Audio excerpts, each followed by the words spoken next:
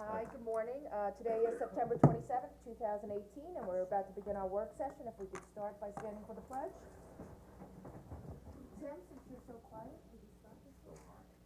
I pledge allegiance to the flag of the United States of America and to the republic for which it stands, one nation, under God, indivisible, with liberty and justice for all.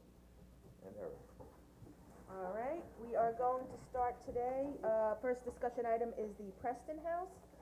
So if those involved will please come up. Morning. Oh, you know what, before we, after they're done, I'll make announcements, because a couple things, country fair and stuff. This? No. No, I didn't do it, because they I'm canceled just it. gonna have you both introduce yourself, because we are on, camera, It's gonna rain tomorrow. if you like. Yeah. Yeah.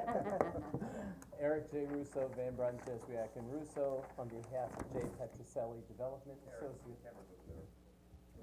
Over there? I'm sorry, okay. Eric J. Russo, Van Brunt, Jeswiak and Russo, on behalf of J. Petroselli Development Associates, for the Preston House Hotel and Restaurant. Joe Petroselli, J. Petroselli Development. That's the bad angle camera, sorry. Okay. I was wondering which feature. It's about 50 pounds. Thank you. I can do that on my own. Good morning. Just in case folks didn't get a chance to review the staff report. 2 or 3 times yesterday, I I think. did read it, but I'll take one. Thank you for bringing it up. Anybody else? Mm-hmm. Anybody else? I think we'll all take one, probably. Can't get on my computer, Battle of so the I can't press. pull it up. Yeah, it's still warm. No, it's just been sitting in this room for 30 seconds. Okay. It's muggy, that's. Yes. Yeah. All right, this was an application we received September 24th. The applicant is seeking to get a permanent CO for the restaurant and hotel. It's for several changes that exist on the site, that were changes from the original site plan. Some of them were lighting changes, and there were other changes. So one of the reasons I had this change to amended site plan as built is because the improvements already exist. So the changes from the original site plan included some fairly minor changes in the dimension of the building, resulting in an increase of 73 square feet of lot coverage and 499 square feet of gross floor area. Moving the privet hedges that were supposed to be on their side of the property to the west side of the fence on property, they are also involved with. Relocation of the transformer, which was just moved further back on the site. The aforementioned lighting changes, which they did get zoning board of appeals variances for. Changing the type of bicycle rack, adding a masonry walkway through the landscaped area in the rear, which is a That's U-shaped just area. to the parking lot back there? I don't actually have a picture of that in here, but it's Okay. across this U-shaped landscaped area for people who would be coming from this parking lot, so they can go trample through the landscaping. Okay. And adding pedestrian vehicular cross access to the property to the north, here, which has also been, improved, partially improved for a parking lot. And adding pedestrian cross access to the west for the building they are currently renovating, and the addition of a freestanding sign. So, basically the project, the resolution for the final approval was approved in, November of 2016.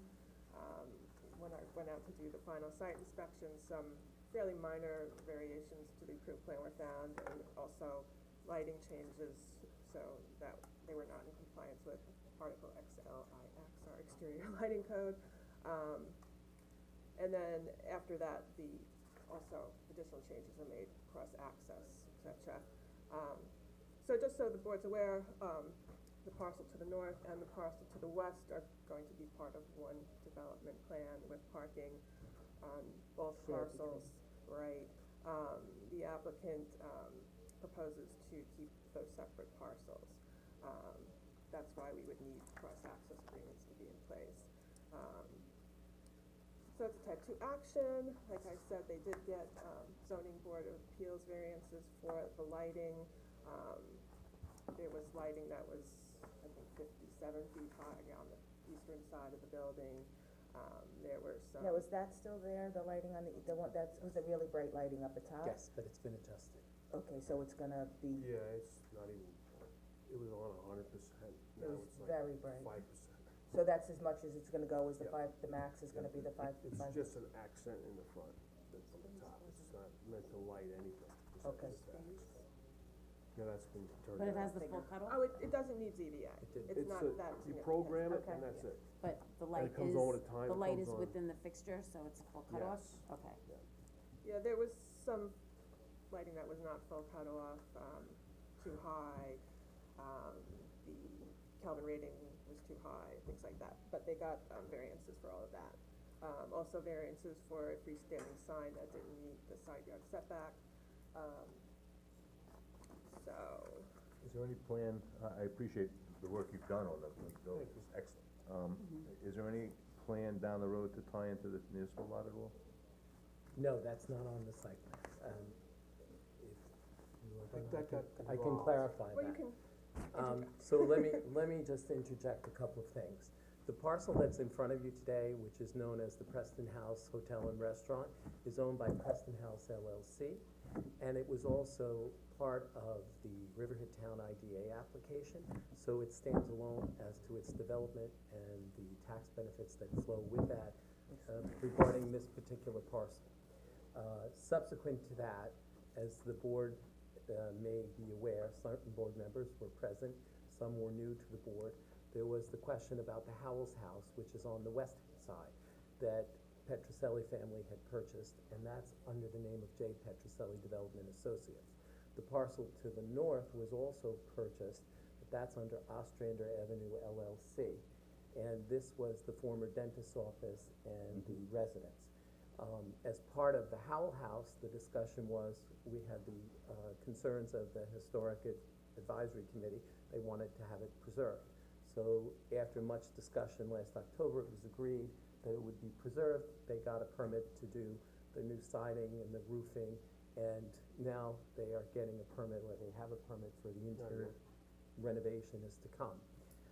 What has happened as a result is, because we had a circular turnaround here in the rear, we decided, after discussion with the engineer and the town, that to add parking to the area, it would be best that these two lots be made as municipal, or as Preston House parking. We got demolition permits for the house and the residence and the dentist's office, and we had a shed back here that we got a demolition permit for. We are in the process of revising and submitting a new site plan application for these after many discussions with the planning department as to how it should be designed and laid out. And as a result, and since they're gonna be used in unison, we put and that's what you see in the photograph, a little access here, because it became evident as they started to use this circle that this was very tight because there were some delivery trucks that were trying to go in the overhang that was back here.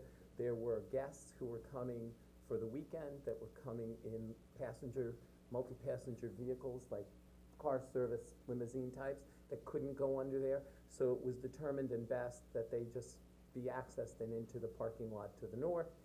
And we have placed, which don't appear on the site plan, planters here just so that people can't go in that direction.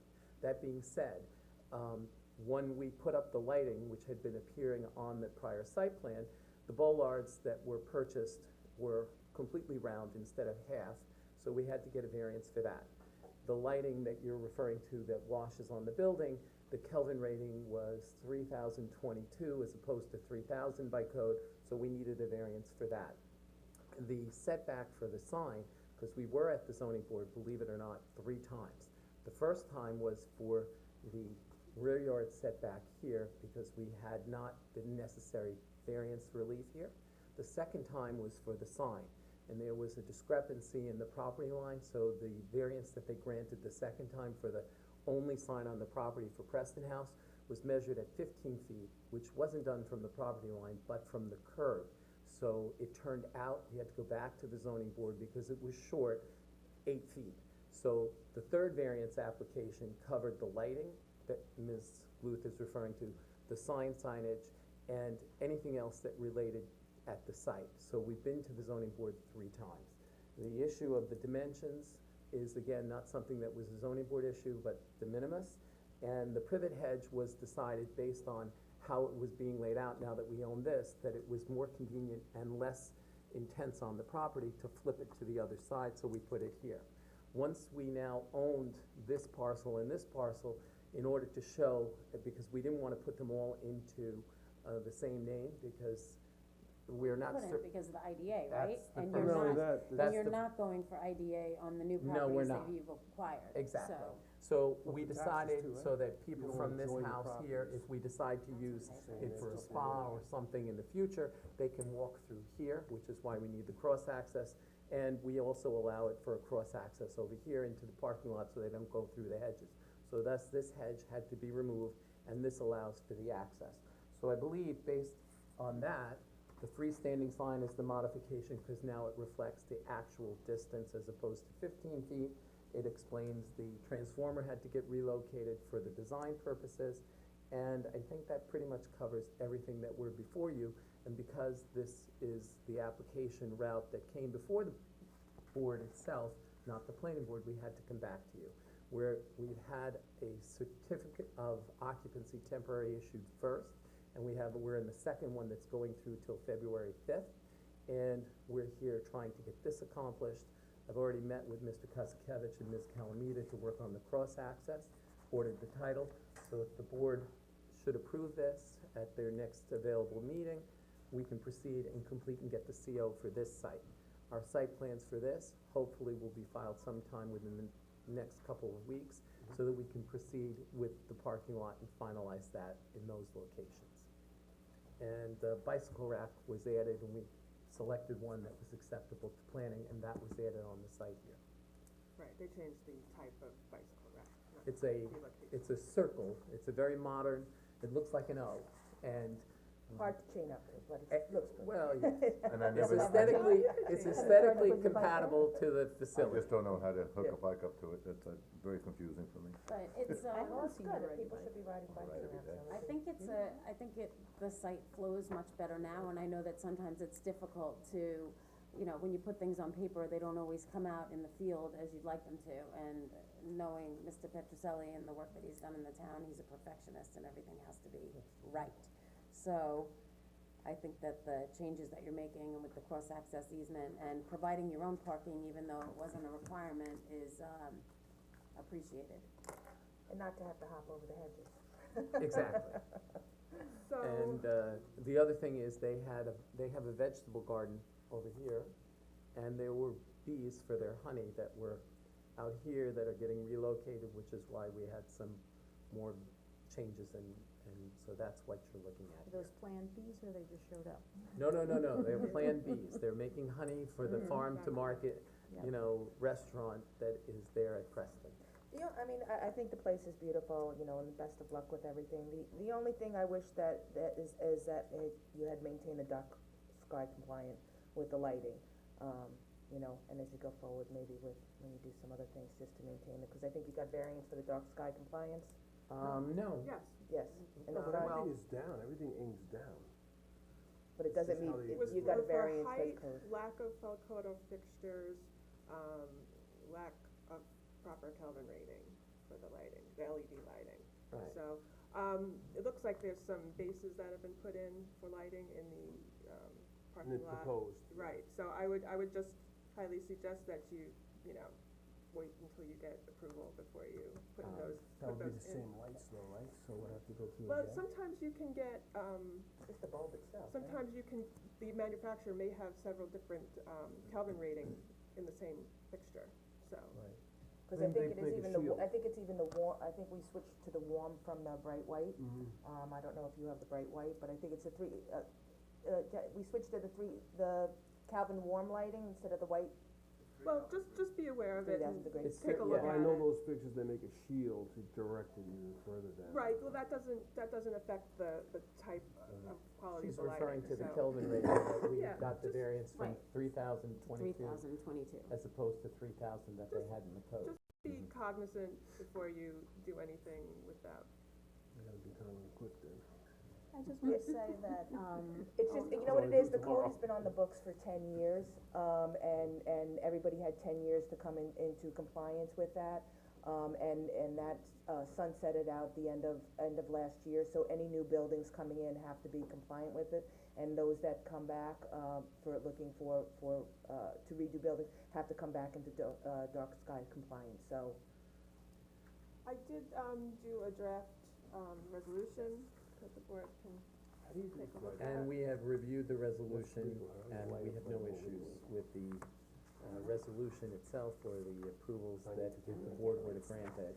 That's a good question. So We're fine. Jefferson, he's asking, how do you light a flagpole? How do you light a If flag? the light shines up at the flag? I think That's there's That's very a simple. a I've seen that. variance, not a variance, but It's a an permissible exemption use for that. Well, but there's one other thing. I happened to buy a new American flag, and with the new American flag came a brochure talking about the lighting. So if you're putting a flagpole up, they now sell a flagpole that has lighting on the top, underneath the Oh, that ball, comes down? that shoots down. So it lights the flag and lights the pole. So There's I your know they answer. sell it, and I know the American Flag Company is the one that is promoting it, and that's to be sky compliant as municipalities are requesting that. But it So- still exceeds the height. The height, Right, but it's, I don't think the we The height is waive not an lighting issue. the flag. Right. But she said there's an exemption for American flags, so Yes. that's Yeah. really all you need to know. so I just wanted to jump in here and say that, the two buildings, the two houses that you did enhance the downtown unbelievably. I mean, they're so beautiful and they just highlight what beautiful old homes we have in Riverhead. Yep. So, kudos to you for Thank you. doing that. I'm really appreciative of it.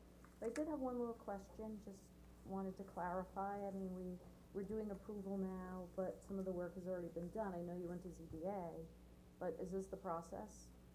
It seems like Well, typically, the process should be the other way.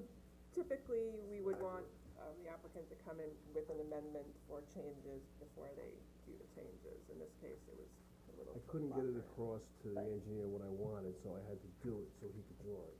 Well, it doubles the application fee, you know. Yes, Yeah, I know. and we Well- So- submitted the application okay. fee yesterday as So- requested by Ms. Gloop. And the And the other reason- part, And wait, excuse me, the reason I bring it up is not just for your project, it's just something that we see across the board, often, so I just wanted to bring that up. Yeah, it's a good point, but there are several site plans throughout the town that actually come back after the fact because what was on paper didn't necessarily work and it's not realized until it's actually in place, and then you say, oops, maybe that was a bad idea, and it happens, and they go back to planning staff, and if they can make field adjustments, they make field adjustments, we have changed that process where the field adjustments used to just be a sign off from an inspector, now they actually have to formally submit a piece of paper showing what the field adjustments were, and a lot of those Final things survey. don't need variances, but some of the things do, like, I know we had a lot of problems with the Dick's Shopping Center over there, where there were several changes to the buildings and to the lightings and to the facade and to Yeah, everything I saw that too. So, but I appreciate what you're saying, and No, and I'm not trying You're to never getting past single with out those on any there. one person, but well, I saw that. No, in Minitrack, that, No, I that know. will fix it.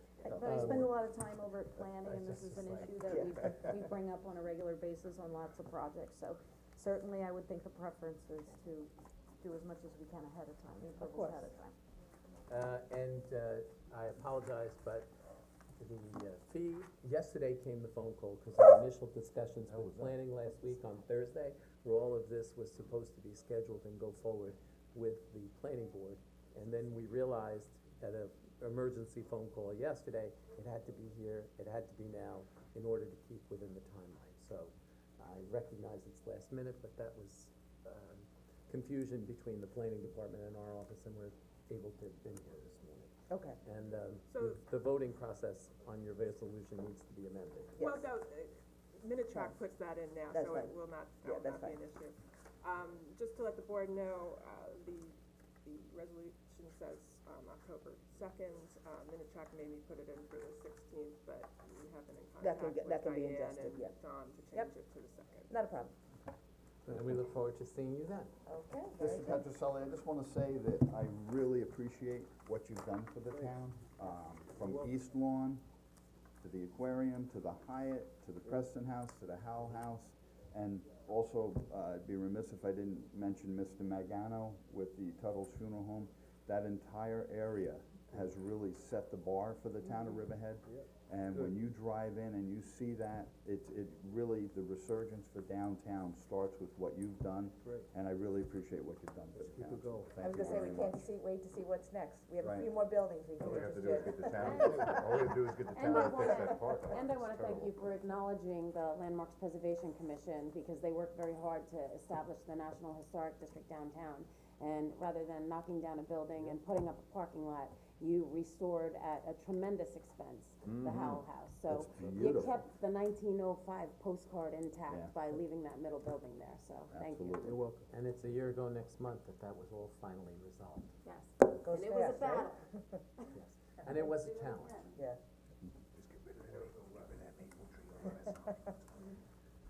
All right, we'll see you on the second. then. Thank you very much, have a Thank good you. day, thank you for your time. I see, Nice to meet you. thank you very much. Take care, Mr. Russo. Thank you. You're welcome. Thank you, Karen. You're welcome. Thank you, Karen. I can do whatever I want.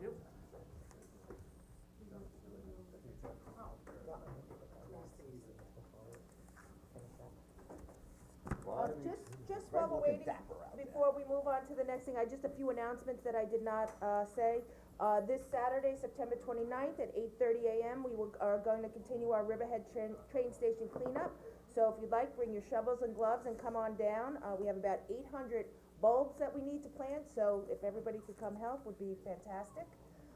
Also, the Walk to Fight Suicide, it's the East End Long Island Walk, September 30th, 2018. It's starting at 10 AM at the Long Island Aquarium, and you can show up for that. And then, Jim, do you wanna announce about the country fair on the 7th? Yes, this, right, Sunday the 7th is the 43rd Annual Riverhead Country Fair.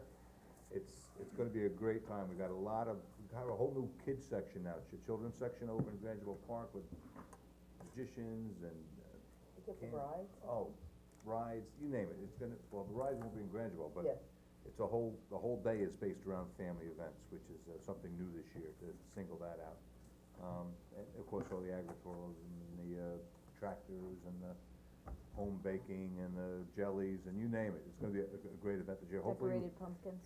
Keep your fingers crossed, we have great weather, we hope, cause the last two years wasn't that great, but if we have great weather, it's gonna be a great time. But it will go on rain or shine, correct? Rain or shine, yes, nobody finds. The weather forecast is good. It is? It's good, right? Okay, For the weekend? Stormfields, I'll keep you, in post. Oh, no, Not for that's tomorrow. coming up. Yeah. There you it's go. tomorrow. Tomorrow, not so much. 3 weeks. Alright, so we are moving on to New York State Article 10 presentation. And I will turn it over Okay. to you, Bob. I'm going to, I guess what I'll do is do a little bit of an overview of what Article 10 is. And I think the Jeff Jeffs will, kinda deal with, a particular application that's, making its way through that process. So, do you wanna, before we start, just 'cause like, do you wanna just give a quick little synopsis of what the project is, and then we'll, to the Article 10? All right, we have we do not have an application. There is an application pending before the state for a solar farm. Any project over 35 megawatts can go to apply for 25. 25. 25. Yes, I said 25. Oh, I thought you said 35. I said 25. Okay. They're proposing 36 megawatts. And I just gave you a map showing the location of it. It's double-sided. It shows you where the project is located and also gives you more description of the detail of what the site would look like after it was developed. It's huge. And that's gonna cut all of our power costs in half, right? Yeah. We'll leave that We can only presentation to the ask, next yeah. one. Yeah, they're gonna follow. That's actually one of the things this is a scoping, opportunity for the town, just like we did for the Mushnet project. And Jeffrey's gonna speak to that part of it. Okay. But this is covered under Article 10 of the New York State law that Bob's gonna speak to. and takes away local authority to approve this or review it. We do have an opportunity to provide input to it through the scoping and through, we get to appoint four members to the advisory, and Bob's gonna speak to that. Two critical parts of this, we're up against a deadline to get our comments back to the state and to the applicant. A week from tomorrow at 4:30, we have to have our revised comments back to both the state and to the applicant. So, we do have a draft scope. But let's just turn it over to Bob To Bob now to about go Article to 10. discuss the Article 10, cause we have not And had then we're this gonna talk to before Jeffrey here, about the so, scope. and then we can go back. Well, Article 10's not necessarily new, there were previous statutes, Article 7, Article 10 that were enacted. They, had, ceased operating, the most recent time it ceased was in 2002, and from 2002 to 2011, there was a gap in state siting statutes, so all energy facilities were under local control. On August 4th, 2011, Governor Cuomo signed into effect the new Article 10 procedures. They amended a number of the state laws, public service law, public authorities law, real property law, state finance law, and environmental conservation law. I'm gonna deal solely with the public service law, because that's, I think, really what we're dealing with here. And when you have insomnia problems, sleeping, I have a little bit of reading for you. There's also regulations you can find on the public service, the state's public service site, which are in excess of 100 pages. So, really help you if you're having problems sleeping. Or use as a pillow. So we're gonna deal with that. By the new law that the governor signed, chapter 388 of laws of 2011, the public service law was amended to add Article 10. It's sections 160 through 173, and in the bill jacket, they stated that the reason for doing this was to streamline the state's decision-making process with respect to the issuing and a certificate for the construction and operation of new major electric generating facilities. As Jeff has already pointed out to you, under the statute, they define a major generating facility as one that's 25 megawatts or more. And in this case, the application that's pending, before the state under, case number 17-F-0655, which is Riverhead Solar 2 facility, meets that criteria, and that has been done.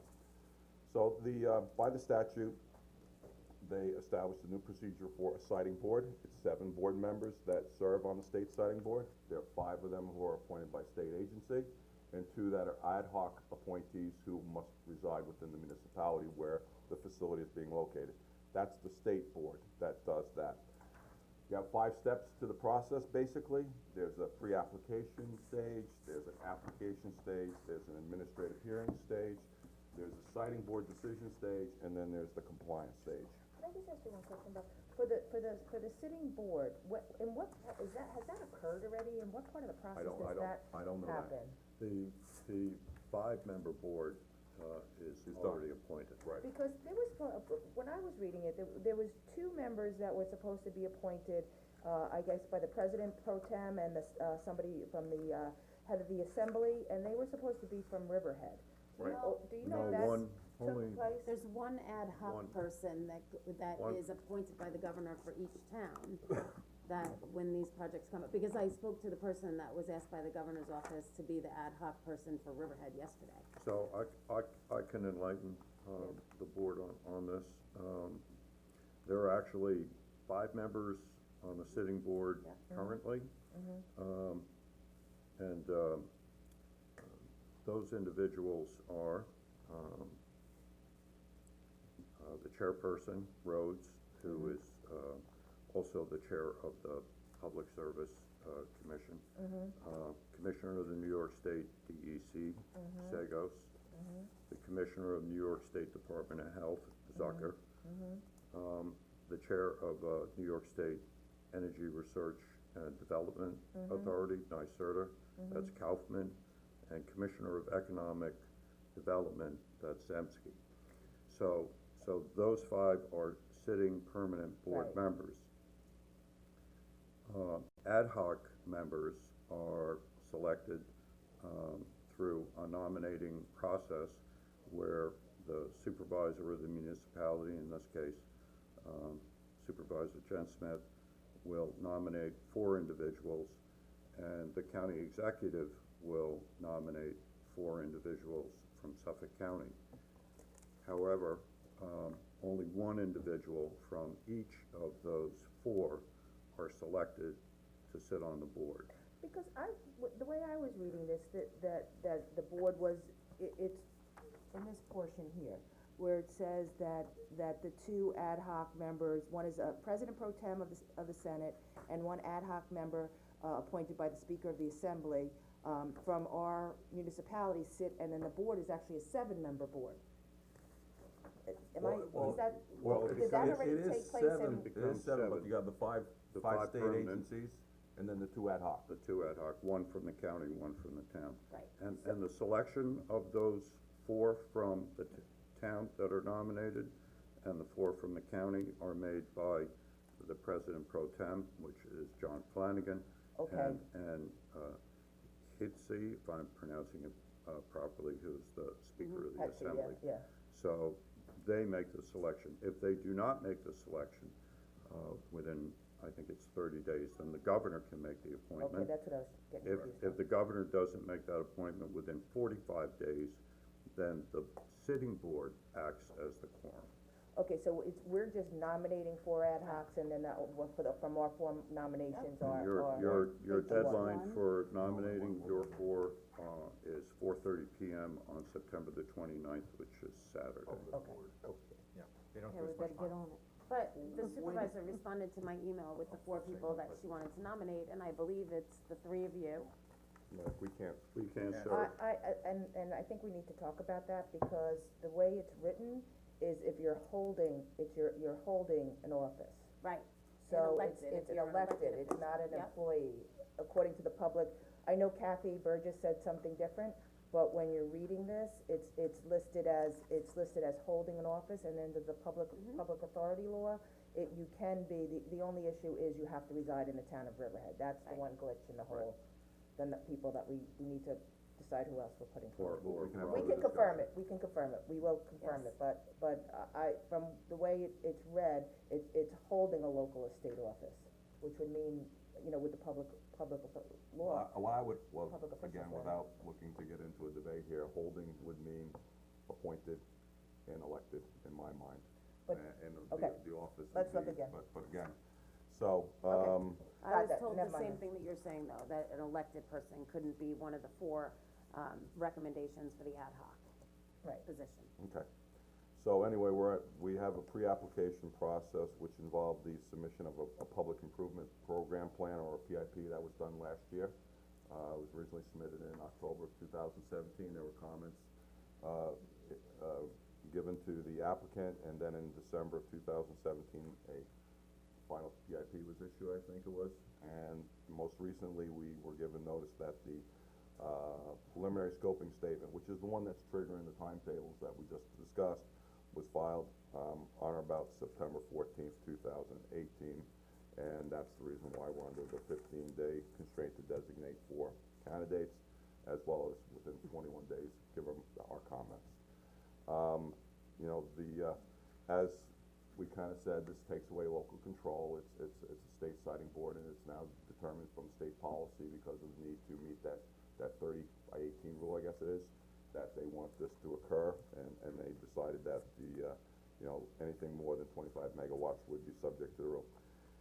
One thing the statute does require is that when they're making a decision on issuing a certificate, looking down the road, one of the things they have to do is, and I'm gonna try to find the critical phraseology, and I might have just buried it, so, let me see if I can find another way. They have to, find, when they issue a certificate that for this construction of this facility, that it is going to be designed to operate in compliance with applicable state and local laws and regulations issued thereunder, except that the board can, where it finds that it's unreasonably burdensome to do so, find that they are not required to adhere to applicable state and local laws. Now, when the board does that, we are provided an opportunity to be heard and present evidence in support of any ordinance, local law, resolution, regulation, or other local action as to why we think they should be compliant. But I think we have to issue something within 30 days that says that we have the That's when we- intention to do that. When does that get triggered? Well, this is all the way down the road, this is when the decision is being rendered. I'm looking at, Yeah, I thought there was I'm something looking that at we had the to board say. decision under 168, that's section 168 of the Public Service Law. I just thought, I have to read it again, but I thought there was something in there that said that we need to be considered, we had to send them some sort of letter of intent prior to that, to say that we need to be considered in order to be able to challenge anything that is decided. All right, I'll I'm look not sure for it, what I'll you're see, referring to, I'll but- see where, all right. I'm not sure, Okay, Well, but that's I public read that in here hearings, right? somewhere. No, but it's, you have to give them written notice we're within not a at the certain public hearing stage timeframe. yet. I know, because the committees haven't even been assigned yet, Right. I mean, there's only recommendations for committee members yet, so. Right. And then the committee members would analyze the information that we're giving them with our concerns or with our viewpoints. Correct, but again, I was just going through the procedure, I didn't wanna get into the real Yeah, nitty no, gritty yeah. here today, I wanted to kinda do an overall and a summary. So we, But looking down the road, there is going to be a further application by this applicant for the certificate. The certificate is what will then trigger a further review, there's a 60-day period to determine whether that certificate the application for the certificate is complete, and it's at that point that the hearings get scheduled. okay, So, and the certificate, again, is defined in the statute, and it's called a certificate of environmental compatibility and public need, it goes on, so that's. Certificate of environmental compatibility. And as I said, I didn't wanna belabor you, you can look at all this stuff afterwards, so, that's an overview. I'm gonna turn it over to Jeff and Jeff as far as the application that's currently pending before the PSA. I just wanna review for a second, so we have, they gave us a notice, we have 15 days from receiving that notice to, submit our ad hoc committee choices. It's not from the notice, it's from the PSS. From the PSS filing. Right. So that is coming up on the 29th, and then we're on the 21-day calendar, which is October 5th, then to submit our scoping, Our comments our comments to the scoping. to the For the PSS. PSS, yeah. Okay, and then after that, then they have to do that, what did, They have until the 29th, the end of October, that they have to submit all of our comments and their scope to the state.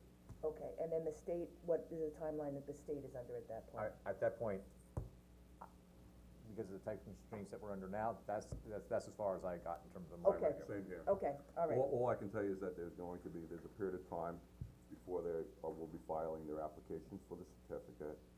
And then that certificate application, or that application for the certificate, as I described it before, will then trigger another 60-day window. Okay. And then the public hearing process. Now, Okay. will there be a public hearing on the certificate of environmental compatibility and the public need? Yes, Okay. But not from us, though. no, from the state. No, it'll be from the state, The but the state setting public can board. go out and speak about it if they'd like to, or we can submit our comments in writing for the public hearing. That is defined in section 167 as to how the hearing is conducted. It sets forth a great deal of, procedural aspects as to how that occurs, the process, so. I have a couple questions. One, I feel we're under the gun for something that seemed to come out of the blue. Do you know how that possibly happened? I know they were going through site plan for one, Yeah, okay. but where did this come from all of a sudden? I mean, This was It's filed, not come from all of a yeah. sudden, I mean, it was filed in 2017. I don't know if you recall, earlier in the year, I think it was in March, there was a publication in the paper where there was a public hearing held, I think it was Residence Inn. right, By Riverhead Solar 2, where they gave a presentation to the public Yep. about the project. So, and that's part of the pre-application process where they're required to get as much public input and disseminate the information to the public. So that was done in March of this year, I believe, was the date when that took place. So it's not all of a sudden, And then, but of course the public's, of I course, just hate but when of course the state the- has trump over, I but have a real hard time. going to what you're saying, Jim, we got served about the PSS on September That's- 14th. that's Yeah, recent. 14. Yeah. Yeah. Right. Yeah, the I got a copy of notice that. to appoint the members, I think in the binder they had sent over, there was a letter sent back in, December to Sean, to notify him, I don't know if he Yes, had I saw notified that. the board at that point, so that was the beginning, I guess, of the process for the notification. And But it's, and I think it's just the 25 megawatts that triggers this process, otherwise if it's a much smaller, solar farm, then. It'll still be under local control, still be local under local review, control. correct.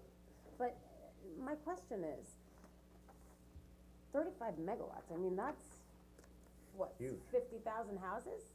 It's- 6,500. Eighty-five, well, there's a conflicting statement, one says 8,500, in their report, the other report says 6,500, but I think it's 8,500. 8,500, okay. So, what, because it was my understanding, and Jeff, correct me if I'm wrong, that the transmission station that is to the east of Edwards Avenue was maxed out as to the amount of electricity that it could take in. So, would this 35 megawatt solar farm, would that transmission station have to be added onto, or would there be improvements to that Yes, station? step down. In order to handle the capacity of the amount of energy that's coming into it? that's correct. So, have we seen any configuration as to what that's going to look like? Again, all we've got so far is, and I'm sure that the representatives from, is Howard here? Yep, they'll be more than happy to elaborate on it. All we have right now is the scope, and we've got these very conceptual plans, to which the plan would be fully, more vetted out, but I'm sure they'll elaborate on the design Those of. improvements And are then- part of this application. Okay, but there is going to, if this application is approved by the state, then they would have to increase the size of that transmission station. So I think they're both applicable Yes. to us reviewing this and putting in what our scoping would be, number one. And number two, there was another representative from a different solar company, Nextera One, that had come in and said that they were proposing a pretty substantial facility also. Is that in close proximity to this, or it's adjacent to it? Calverton Links. So all of the Calverton Links property would become a solar farm as well. And So also, this- the property to the north, which they didn't include in their imagery, is where STR, where the pods is, that also has a solar farm on it as well. That's my concern, is that I think it needs to be more of a comprehensive view for the area as to, you know, we're gonna have one big block and chunk out of land that is going to be solar farm, and what is this transmission facility going to look like? The view shed and all of that is absolutely critical to, now we're getting to the scope part of the presentation. Okay, I'm sorry. No, that's fine, and I just handed out, most of you already have this, is the notice of the filing of the PSS. Just to show you what the PSS looks like, it's 165 pages long. And we did not make copies for everybody. What Jeffrey and I will do in the next week is pare this down for you, summarize it, and include our recommendations to you as to what should be included in it. I think this is all And I'm available gonna online on I the was gonna link. stop you short, yeah, cause if any of you wish to look at these documents, you can look at them online by going to the PSC's website, putting in that case number, and it will give you every single piece of paper, every Right. single But I filing that's been appreciate done. you're summarizing it for us. Yeah, 165 pages is a lot. For anybody. So the, And the town clerk also has a copy. and it's also available in the Riverhead Library. Correct. So your comments on this preliminary scoping statement, which are due at 4:30, October the 5th, No pressure. no pressure at all. I would imagine, that any of the, standard approval reviewing processes that would have normally, followed an application had it been made locally for a smaller facility, could certainly be added into the comment, on the scope, for request, that the applicant see how compliant they are with those standards and requirements. As Bob pointed out, the language in Article 10, is that, if the requirements are unreasonably burdensome, in view of the existing technology or needs or costs to ratepayers, whether located inside or outside of the municipality, would those requirements be overlooked or superseded by Article 10? So I think the board has an opportunity to see how close, the applicant can bring their facility to compliance. Obviously, it traverses public land as well, But that, It does. it does. our land. Goes underneath, yeah. Maybe, But they have an easement already, S-Power has an easement already underneath the Edwards Avenue, don't they? But not for this gen type, no. Not for this gen Not, but, and Bob, I don't think they beat. We haven't executed it yet. And it's limited to only one project. okay, so I'd like to begin for the board's benefit to just give you a few more dates here. Yep. So September the 29th at 4:30 for the ad hoc committee nominees. Comments on the scope, 4:30 PM, October the 5th. And then there is a request for intervenor funding, and there is a form that can be completed. The calculations are based on the number of megawatts, on the facility. For this facility, there is a total of $12,600 for intervention.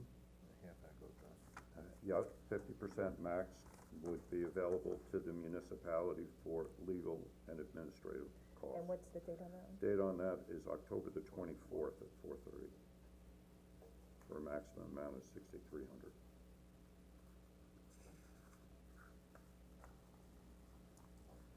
So the proposed facility, it would, encompass, I believe, 290 acres. Would produce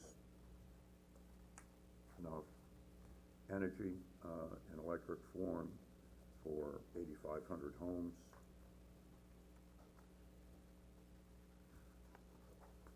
And the 290 acres, what's the zoning for all of that? Is it industrial C, all of it? A. A, industrial A, all of it?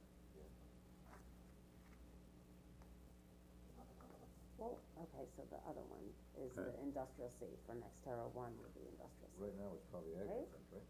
Oh, no, this side of the road is industrial A, and then the other side of the road is industrial C.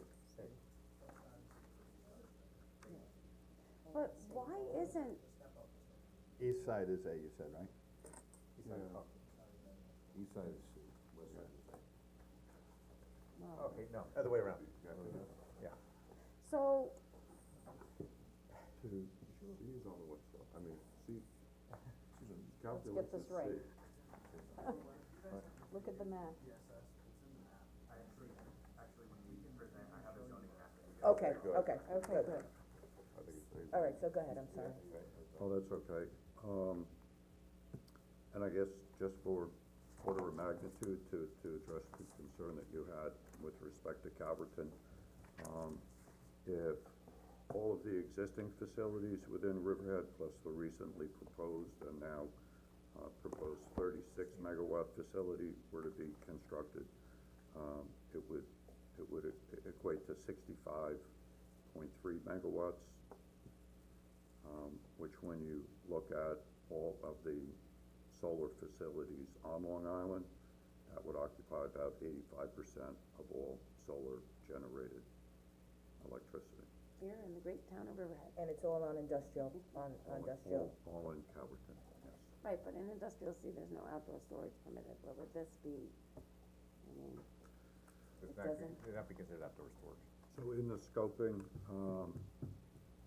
the applicant has identified, the usual, environmental concerns. There are, state DEC, wetlands, that are within this region. Some other habitats that they've identified. So we'll examine those a little bit more closely, to prepare, comments to their scope, to make sure that enough, adequate information is provided. The other thing I was curious, the other solar panels we have do not rotate, correct? No. They're stationary, these will rotate, these solar panels? Are these rotating solar panels? They're Yes. nodding their head, yes. Yeah, so I'm just curious if there's a noise associated with it, is there extra maintenance, is there trucks, is there, We haven't got that far into the Okay. review of this project yet. I think, those are good points. I think I sort of did a guesstimate on the number of panels, but I think the applicant can probably verify it. I think it was about 130,000 panels to go in. So what do you need from us as the board? Just we'll have S-Power come up and present, and then you need comments from us? Not Or, today. or you, how do you wanna We're handle gonna this? summarize the 165-page document for you, we're gonna give you what we believe are things that need to be added to the document. We wanna hear from you, if you agree with ours, or if you wanna add things, we need to hear from that. And then we'll come back, present one final document to you, you'll bless it, and then we'll send it off. Yeah, I mean, I'm really concerned about the transmission center, because, and I'm concerned about any health hazards that may exist with that amount of energy coming in and being pushed out to the east end. I mean, there's transmission lines that development has stayed away from deliberately. I don't know if it's, you know, if it's factual, if there are significance. I mean, I know we have significance next to cell towers where they're saying that the transmission can be, affect public health in some ways. I just wanna make sure that we're addressing everything, and I think that I really wanna see, I mean, it's, you look at all these solar towns and you look at a potential 65 megawatts in the town of Riverhead, which is 85% of the solar panels in Suffolk County, and you say, you know, how big is this facility going to be? Big. That where the transmission center is going to go, I think that's more of a concern to me than the actual placement of the solar panels. And also that the lines maintain underground versus going above. But right now, the existing transmission plant is above ground, so. No, I mean the lines to the transmission. Right, but I'm just saying the size of it, if it's on 10 acres now, is it gonna go to 20 acres or 30 acres? Is it where the power station is going to be? Those are all things that are gonna have to be reviewed through this whole process. And where's this power going? Out east, to stop the No, I don't wanna blackouts. hear out east, I wanna hear that if we're taking the bundle of this in our township, why is our township not reaping the benefit from this? You're Or right, if not getting electricity, get a reduced electrical Right. rate. Correct, right, Right, Correct. and that's, exactly.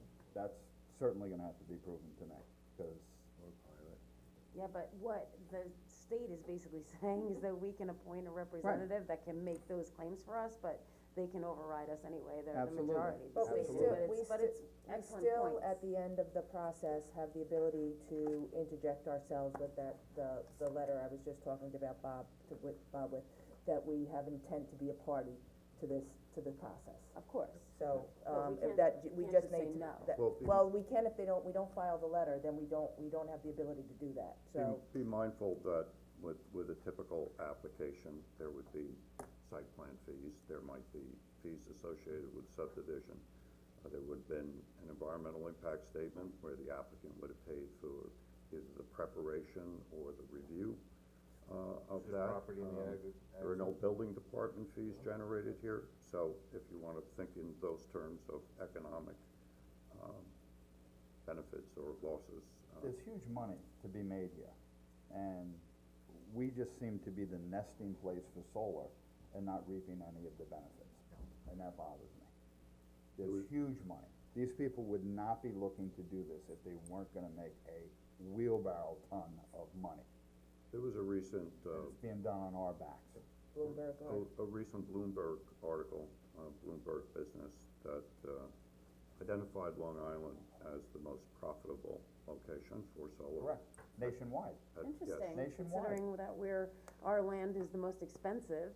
Well, it was based on megawatts, and for each megawatt hour generated, it equated to $45 compared to, say, $15 in California, or even less in Florida. I can't verify the Bloomberg numbers, but perhaps the applicant. but it goes to, we Discuss have a that. large amount of vacant industrial zone land that allows it, number one. Number two is, in Southampton, for residential zone property with the development rights stripped, goes upwards of $200,000 an acre. Our prime industrial vacant land with development rights intact is around $150,000 to $175,000 an acre.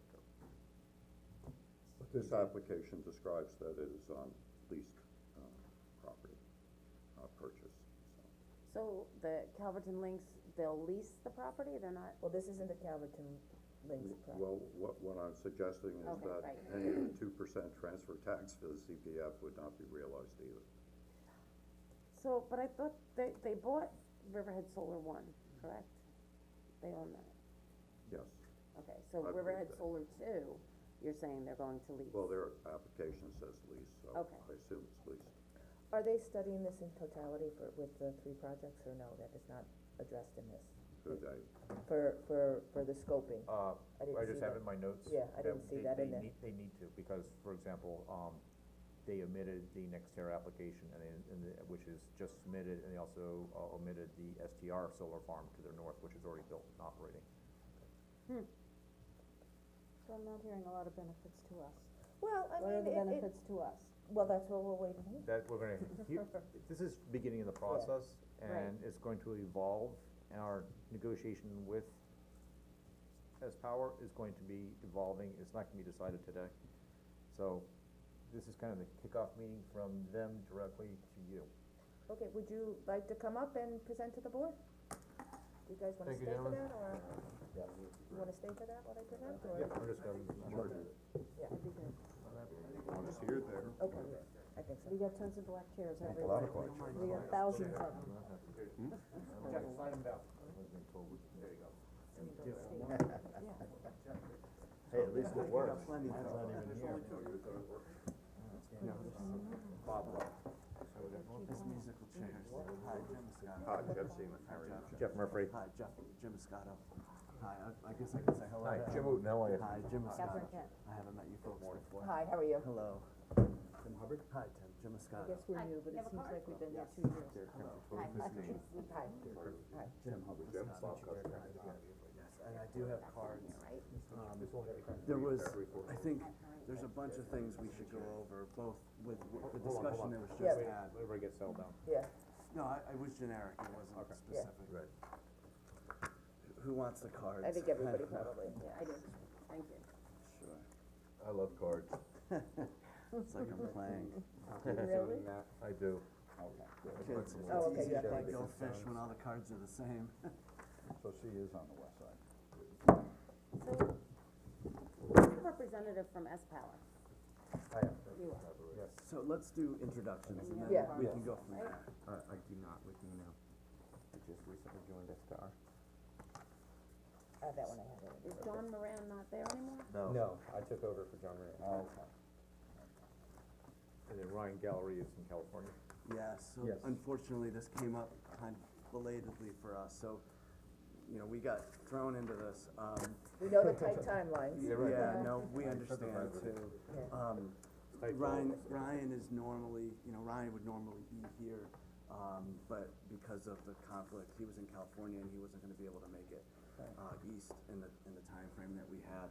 My name is Jim Moscato, just by way of introduction. I'm from the law firm of Young Summer. I'm permitting counsel for S-Power. Just to give you a little bit of background, I've been involved developing renewable energy and commercial projects in New York for 20 years now. We have over 1,700 megawatts of projects permitted in New York. I've also been involved with Article 10. Prior to Article 10, I was involved in coming to communities and supporting applications like Riverhead One that you folks just went through the seeker and local zoning review process on. And then after Article 10 was enacted, I've been involved in, I think I'm involved in 14 now Article 10 projects. There's one project that's made it all the way through the Article 10 process. It was enacted in 2011. It was largely enacted because of this, to be consistent with and a parallel to the state's very aggressive policy mandates, 50% of renewable energy in the state, generated in the state by 2030. So the Article 10 process has proceeded since 2011, very slowly. The first project was certified. It was our Casadega Wind project that we sponsored with, the developer was Energy Renewables. It's in Chautauqua County, New York. I don't think you could get farther away from I've here. seen it. Have you seen I've seen Casadega? it. Well, there's another project actually. Yeah. Have you seen the operating project in Chautauqua? No, I haven't seen the opera, I've just seen the wind. Okay, Yeah. cause that's Arkwright. So Arkwright was one of the last permits to go through the local zoning and seeker process. The town of Arkwright was the lead agency and they did what you folks did on Riv One, for Arkwright. Casadega is another project that's nearby. It was granted a certificate from the board in January 2018. Like I said, it was the first project. Since then, there's 4 other project applications that have been filed only for. There are a number that are in the pre-application phase. I think it was Bob that did a very good job describing the Article 10 process phases. And we can get into some of that in more detail. There's some things I just wanted to clarify and make sure you folks understood. But from my perspective, you know, the big thing I wanna say before I turn it over and just go through a little introduction of the project, or a little update on the project. I heard local control said a bunch of times in that introduction when we were sitting in the audience. And in my experience in Article 10 is, it's really not a removal of local control. While you folks may not be issuing the approval procedurally like you did for RIV 1 and for the other projects that are in the town already, Article 10, the function of it is the siting board issues the permit. But throughout this process, the locals are involved, and your voices are certainly heard at every opportunity. And in particular, I want to point out that there was a comment about waivers. The applicant has made it clear at this time, based on our experience with RIV 1 and the proposed project development here for RIV 2, we do not anticipate the need for any waivers. We believe that the project can be designed in compliance with all the substantive requirements of the town zoning law. We, of course, want to work with the town in that regard, make sure that we've identified that correctly, we've identified all the substantive requirements. But, you know, so in terms of local control, you mentioned actually the provision that I think folks were stumbling on. It's 166 of the Public Service Law that says if there's a provision that the town wants to enforce, it has 30 days from the filing of the application. Which, when was what is? The application will That's be the filed. that's after, okay, Correct. all right. So when we were talking before, we're really early in this process. We have a PIP, our PIP says we have to do certain things with respect to outreach. We have consultations that have to take place with local stakeholders, we have to identify stakeholders. We've been in the process of doing that. The next step is the scoping statement. So the scope, no different than the scope that you folks presided over in Seeker, this is like Seeker scoping on steroids. And so this document, along with the figures and the plans and the survey work that's already been conducted, serves as basically our blueprint for this is what we plan on doing through the Article 10 process to assess and study the impacts of this facility. What we're doing now and getting your comments in the time period is for things that were heard before about what are the impacts with respect to the transmission structures? What are EMF impacts, was I think what you were talking about with health impacts. Those are all studies that will be included as part of the application.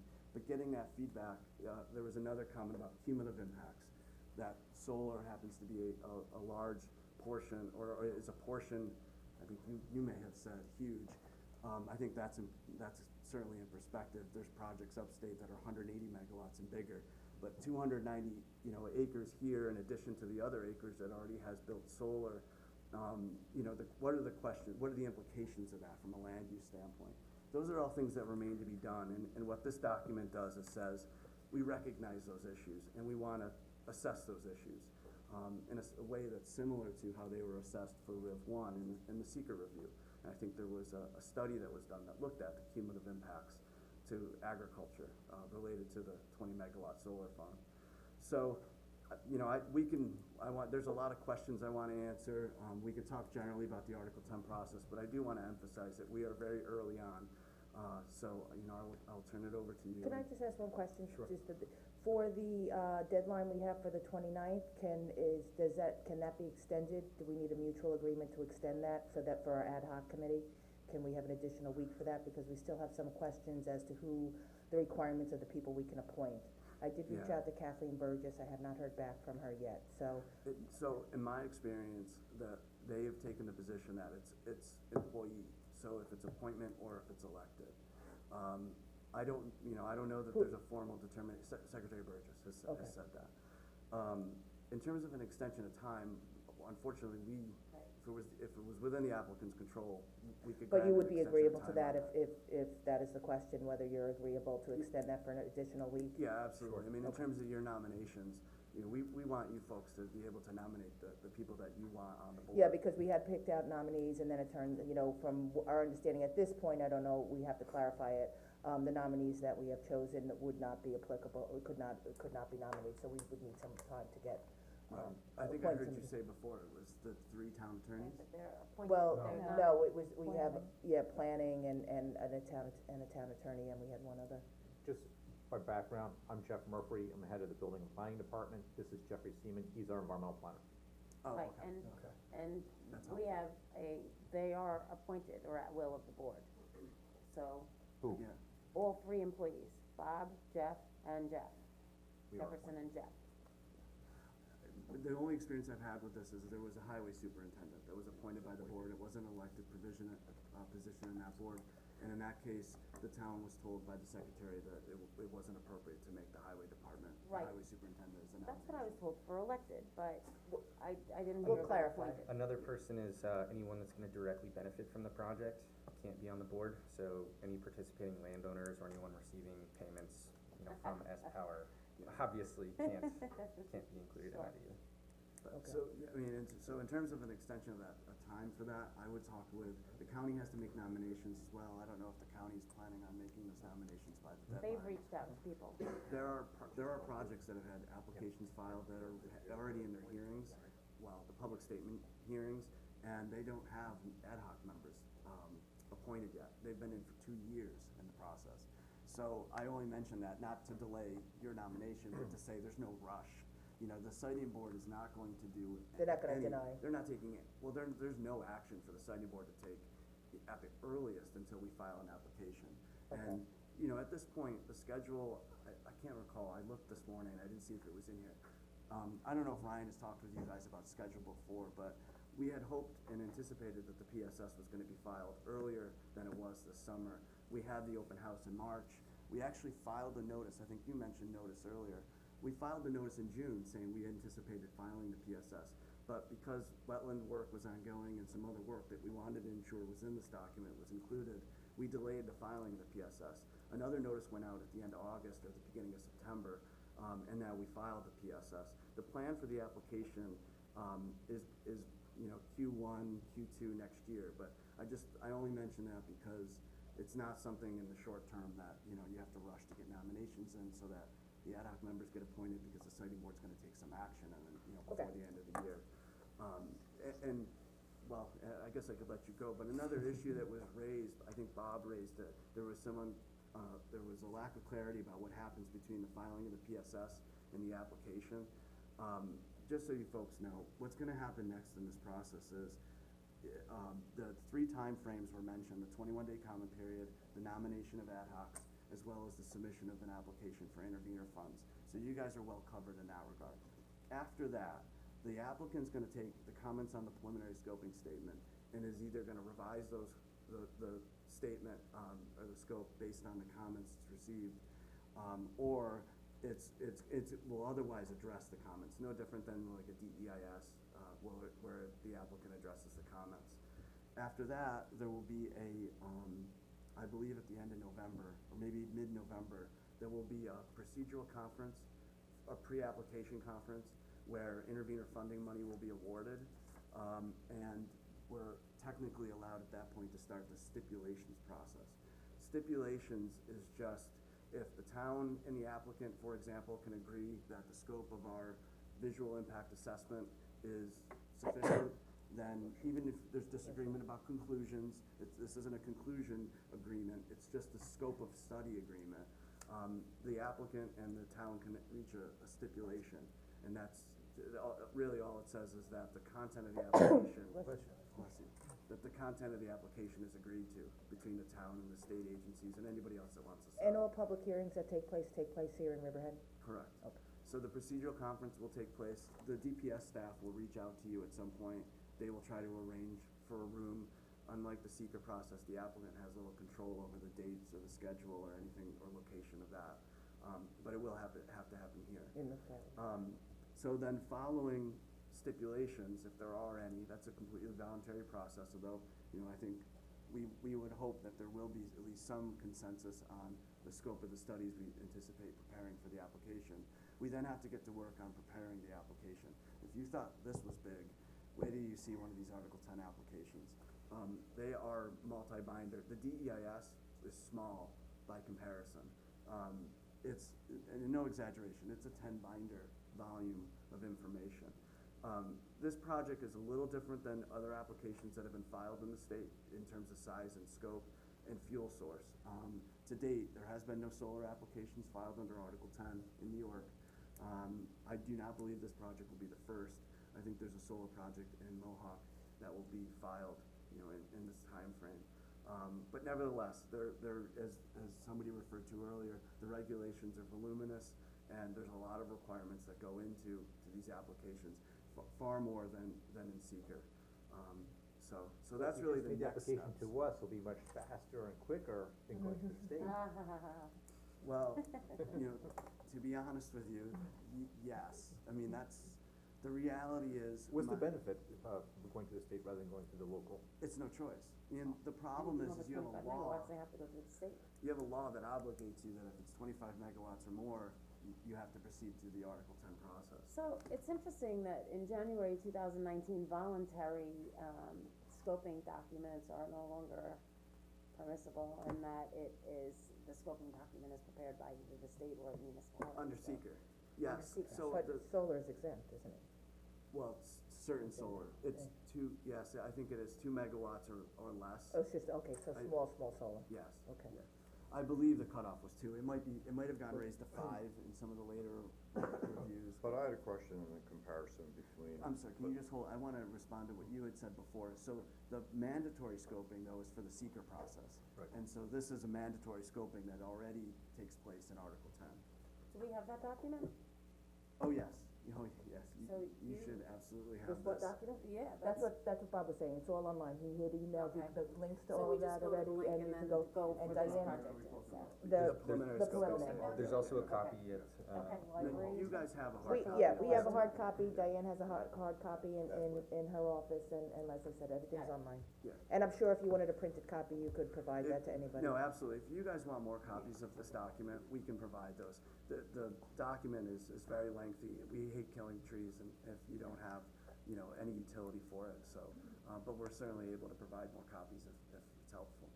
I'm sorry. No, didn't mean to I interrupt. just wanted to make the observation that, under this scoping document review, which, you know, certainly is a healthy document to review and comment on, we have 21 days. Under SEQR, we would normally have 60, with extensions granted if it were necessary and agreeable to both parties. So it is a rather condensed, review process to, play catch-up on a scope of this magnitude. Yeah, you know, the statutory timeframes are what they are. Established by the state. Yes. Have they had extensions on other projects? Yes. Okay, so there is the ability to get extensions. Yes, with respect to the comment period, so what that ends up doing is an extension on the comment period to submit comments. You know, it forces the delay in the applicants providing response to those comments, and sometimes they may end up going beyond the procedural conference, depending on how much time is needed. You know, I've seen cases where municipal officials have requested a week, you know, or 10 days or 2 weeks, or whatever it might be, and those extensions are granted. The applicant's certainly not gonna oppose any request by the municipality to have a, you know, reasonable extension of time. We understand that the 21 days is a short time frame. And the process is served by the municipality's input, and having the opportunity to do that, rather than say we were rushed and 21 days wasn't enough, helps everybody. Especially in a town our size, you know, I mean, we don't have, you know, excessive staff that is able to help out. A lot of people wear many hats here, so the short time frame is quite a challenge. The only reason why I laugh is because, you know, you guys are, you know, you have staffs that far exceed some of the upstate staffs that are reviewing these projects. I mean, to your guys' credit, having this many folks around the table, and able to pay attention to these projects will serve you throughout this process, for sure. Let me introduce Yeah, myself. so I'm sorry, we were answering questions. So my name is Derek Kremser. I recently joined S-Power to take over John Moran's spot. I'm the current project manager on the Riverhead 1 solar project, and my background, I had developed a wind project in upstate New York, worked entirely through the Article 10 process, so very familiar with this process. And I also developed about 1,500 megawatts or so of wind in Oklahoma, and started with about 500 or 600 megawatts of solar in Oklahoma as well. So, very familiar with the Article 10 process. You were asking, some questions about the substation, things like that. If you guys want any clarity on that, like I said, I'm the project manager on the Riverhead 1 project too, so I can give you more details, if you Yeah, guys. I'd like to see a plan of the plant Yeah, and do you what wanna the expansion of the plant would be. Have you seen this plan? But I guess that would be in our scoping document. Yes, and we do here, I'll take this out. I mean, this may be helpful, it answers some of those questions, not all of them, but I think you wanna describe just Sure. generally what we're proposing. So the Riverhead 2 project is not gonna require any further expansion of the existing substation. There's not gonna be an expansion in the area or, otherwise. There was some work done with, PSEG and LIPA for the Riverhead 1 solar project to increase the capacity. That would be new Riverhead Substation Bank 1 and future Bank 2. Yeah, So you're saying this project won't trigger the expansion, what about the other project the one that's currently being just NextEra approved? 1. And the NextEra? I can't speak to the NextEra project, I can only speak to the Riverhead projects. Well, would they tie into the same substation? Yes, Okay. both Riverhead projects will be No, I timed. think she was asking about NextEra. Yeah, I'm not sure, I can't speak to the NextEra Because project. all three of those would have to be looked at together. NextEra is a separate developer. Understood, but Right. there's no. From an interconnection process standpoint, they're separate and apart from Article 10, thank you, New York. There's a separate interconnection review process, and so developers have to get a queue position for the interconnection to the substation. They Yes. have to ask permission from the transmission owner and NISO to review the ability for their electricity generated to be input into the system. They will do a feasibility analysis to see whether or not there's sufficient capacity, at that substation. Then there will be an SRIS, it's a System Reliability and Impact Study, that's performed, it's mentioned in our scoping document. So the interconnection process ultimately will result in conclusions that projects that are ahead in the queue may be approved without any issues. Whereas projects that are further down in the queue, if they're interconnecting at the same location, those capabilities may not be available by the time those projects come along in the process. So the So it's- substation is owned and managed and maintained by the authority and not necessarily by By SPOW? PSEG and LIPA, Correct. yes. Correct, and ultimately, any facilities at the substation that are built would get turned over to the utilities anyway. And who performs those, PSEG and LIPA. so PSEG So and LIPA owns the substation and PSEG operates and manages it, Okay. so they're the maintainers. And so just working backwards, I think from the interconnect point, there are no changes to the footprint of the interconnect point associated with the RIV 2 project. There will be a new collection substation, which is what's depicted on that diagram The new for, Riverhead Substation? correct, for Riverhead 2, it's a collection substation, so all of the, Step down, that's the step up. Step actually. up. That's the step up. So all of the, and then if you go backwards from there, the Gentile line, the buried Gentile line for Riv 1 is also the buried Gentile line for Riv 2, and that's where the collection will ultimately go into, that Gentile line. And there's a diagram of this as well, that, So this new substation, so if this is the existing solar field, this is all, east of Edwards Avenue, so then this new substation would be east? it's right here. Oh, it's down there, sorry, yep. Right here. Yep. Yeah, the substation is down here on the southeast corner of Yep. the property. Everything for the Riverhead projects is going to be done within the fences of this current substation. For now? No, just in general, so the construction is actually almost done on this substation for the improvements for Riverhead 1 and 2. One. Well, 2, they just need a couple of, but it's gonna be right, there's a, It's all on the Riverhead 1 yes, site. yes. Yeah, And it's all then the gonna- Gentile line would come across Edwards Avenue and down the property line to that substation, is that Yes, they're gonna correct? be using the same Gentile line as Riverhead 1 to tie Once into it the crosses, once it's crossed as Edwards, Yes. though. So where the existing substation is, you're not going with outside that property boundary? No. No. Okay.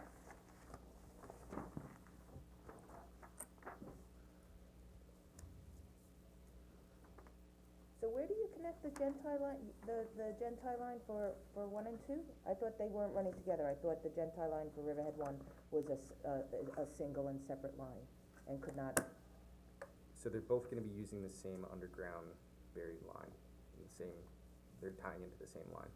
oh, right when it crosses Edwards there? I can't speak for Riverhead too. Yeah, I mean, I apologize, the geography, when you say crossing Edwards, right, so? Same here. Yeah, So it's the same line that gets you so from the. then when you cross, you're commingling It's here? the same corridor, it's not the same line. Okay, There's Yeah. two separate lines here? Yeah. Yes, Okay, It's in the that's what I'm same, it's in the same easement. Okay. Yeah, two separate lines. I would advise you to take a look at the conditions of approval for the other project. Sure. Because there are conditions regarding the use of that easement. I believe it's for just one line. yes. Yeah, I mean, Okay. that is something that was mentioned before, I haven't seen the conditions, obviously, you guys know I wasn't the counsel on the permits for that project, so. Get a copy of that. We'll take a look. Yeah. Yeah, we'll take a look. So Riverhead Solar One is owned by S Power, and Riverhead Solar Two is going to be a lease agreement with the property owner? I'm sorry, I Am couldn't hear the understanding first that? part of the question. Riverhead Solar One is owned by S Power, and is Riverhead Solar Two going to be owned where the 35 megawatt plant is proposed? Or is it going to be leased from the property owner? The land, the majority of the land for Riverhead one is owned. Some of it is, under easement. Right. Riverhead two, I honestly can't say. Well, that's important for us to know, because it comes down to, pilot payments or, We have a community preservation fund commercial here uses. for sale Yeah. of property, Okay. and that's what helps preserve our farmland. We have a 2%, tax on sales, of land or, and that goes to the community preservation fund, which helps to maintain, our farmland and open space here in our community. It's something the taxpayers are very committed to, Right. and have voted many times to continue that, Okay. moving But- forward. But that's why it's important for us to know whether or not you're going to own it, or whether or not you're going to lease it, and whether or not we're going to be collecting those CPF funds, because that might be, part of our concerns when it comes to the certificate of environmental compatibility and the public need. Okay. I will look into that and get you more information. Thank you. So my other question on these, so these rotate, Yes. are they noisy? No, the noise is negligible. Can you explain by rotate, are just gonna tilt?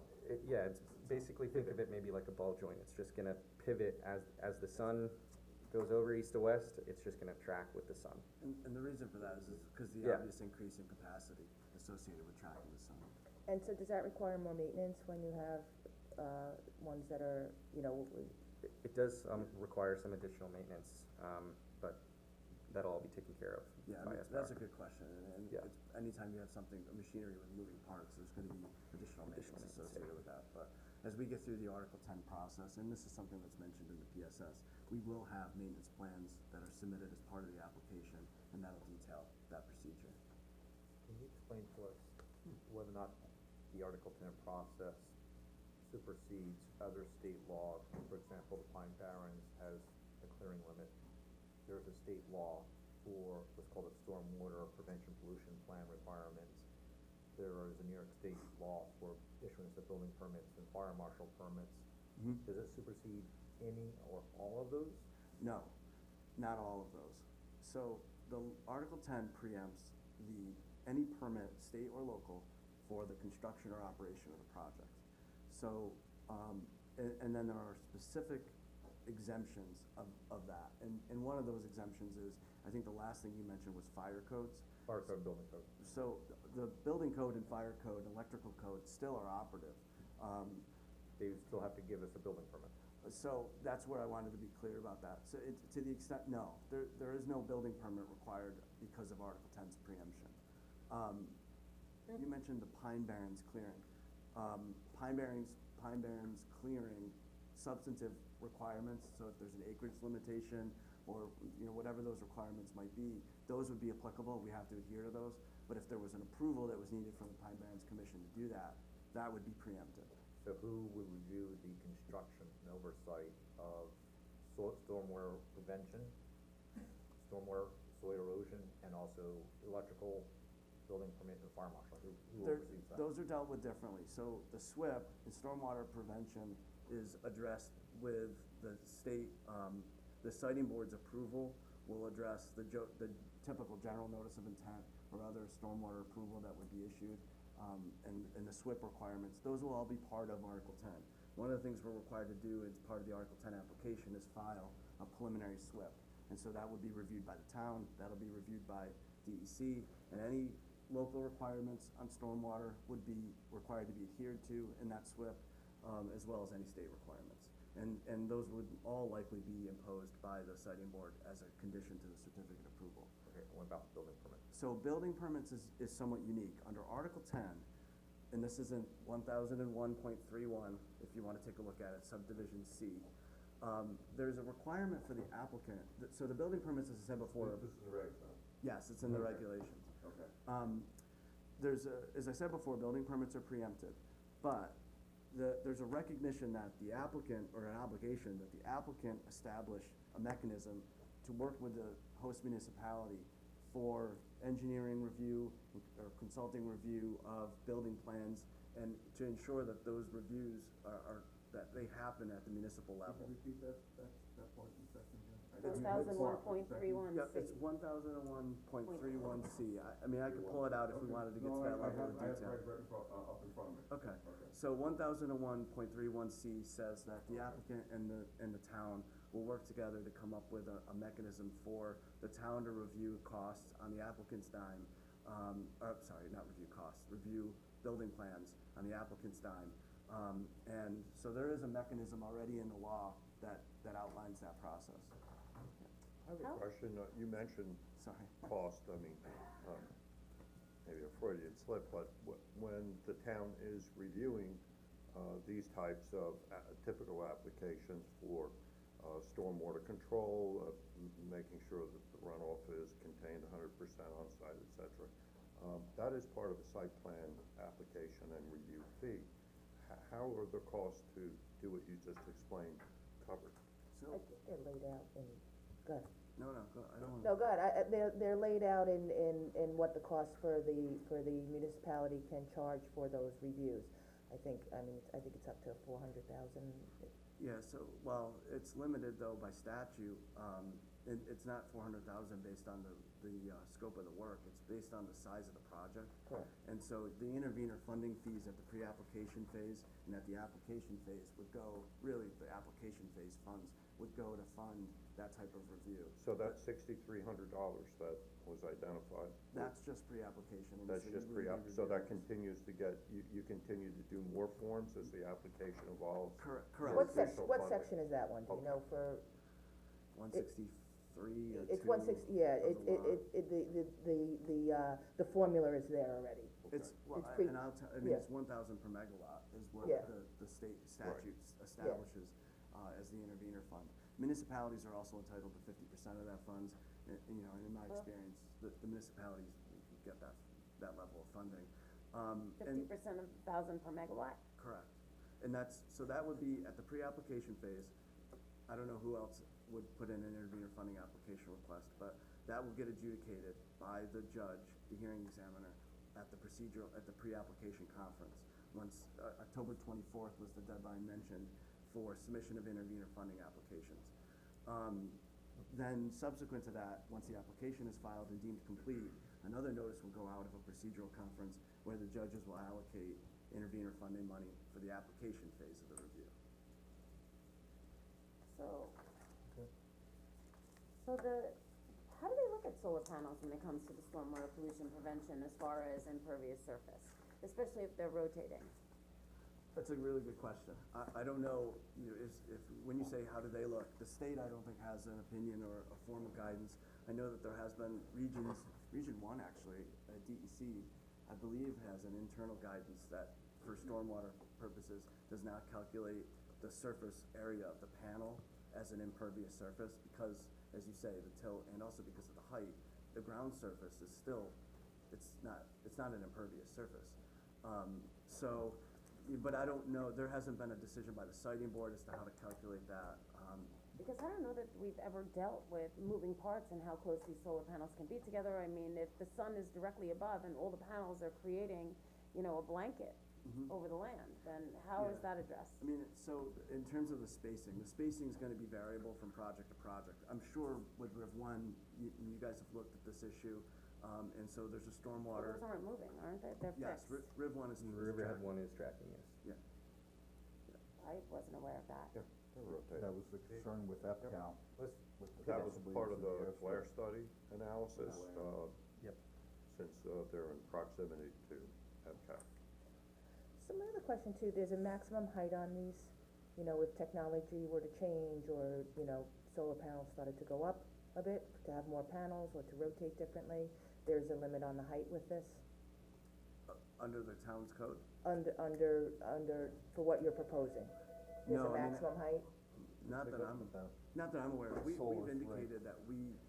indicated that the proposed height of the panels is 8 to 10 feet. Okay. Yeah. And so, you know, that's what we're proposing for the project, but in terms of a maximum, it's not like a wind turbine where there's a maximum 500-foot distance under a zoning code. It's usually either zoning codes or the state building code that would impose a height limitation, on a solar project or any commercial development. And I'm not aware that the town has one, and is there, do you know what it is offhand? I got a chief building inspector, you remember it off the top of your head? We don't know what it is off the top of your head, but there is a height limit in it. Oh, I'm sure there's a building height limit. I don't know if there was a specific solar height limit.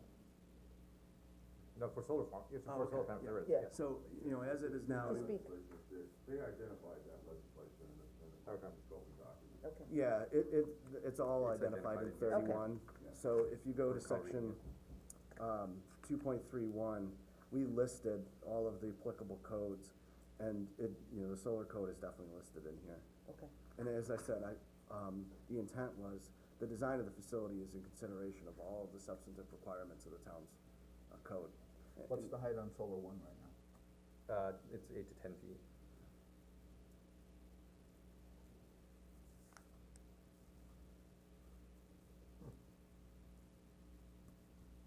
But properly screened. Yes, there's a significant investment into, screening activities for Riverhead one. One of the things we included in the PSS is there's a, landscaping, we didn't include the landscaping plan yet, but we indicated that would be part of the application, that, you know, we recognize the landscaping requirements both under the local code, but as well as, as an area of interest. And so there'll be a detailed landscaping plan included as part of the Article 10 application. And how, With the setbacks and the screening and. Yes. and yeah, how does it- this work with Edwards Avenue? The crossing of Edwards Avenue, since that's town-owned property? How does this fit into the whole Article 10 if it's a town-owned parcel? So, I'll tell you generically, Yeah, an because easement. Yeah. You They have an don't- easement, You so have to if have an the easement, easement is wide enough, they already got the easement, so if the easement is wide enough. They don't have, They don't have, they the don't have we the don't have the easement. easement yet, Not for not for solar Riverhead one? one, no. Oh, okay, And there's a Still in progress. there's a restriction that can only be used for that one solar project. okay. So I'm Wait, just kind of the curious. restriction is, you're talking about a restriction in an existing easement or a restriction? The one that's being drafted as we speak. Okay, I see. The Article 10 permit doesn't cover land easements, so, you know, if there were any easements or crossings that we had to get, that's an agreement that we'd have to make with the town. That's what I said, so it's not it's not folded into this anyway. That's one expensive culvert, boy. Yeah, it just, The easement's worth about, what, 30 million right now? No. it depends on the It's gotta be ownership interest of reasonable. the town too. You know, it's different in different places. Does the town own that Edwards Avenue in fee? Yes, It's not just a by use? no, it's a town road. Yep. I mean, we've come across different And situations. it's paved in gold, so. There's oftentimes prescriptive easements by use, and then it's rarer that there's fee interest, it's more common on Long Island. So we assumed it was fee, but it's no different than any other fee interest that a landowner would have. Alright, what's the benefit to the taxpayers of the town of Riverhead to allow this to happen here in our township? You wanna speak to the Sure, I mean, pilot maintenance? I would just speak, I mean, just generically, Sure.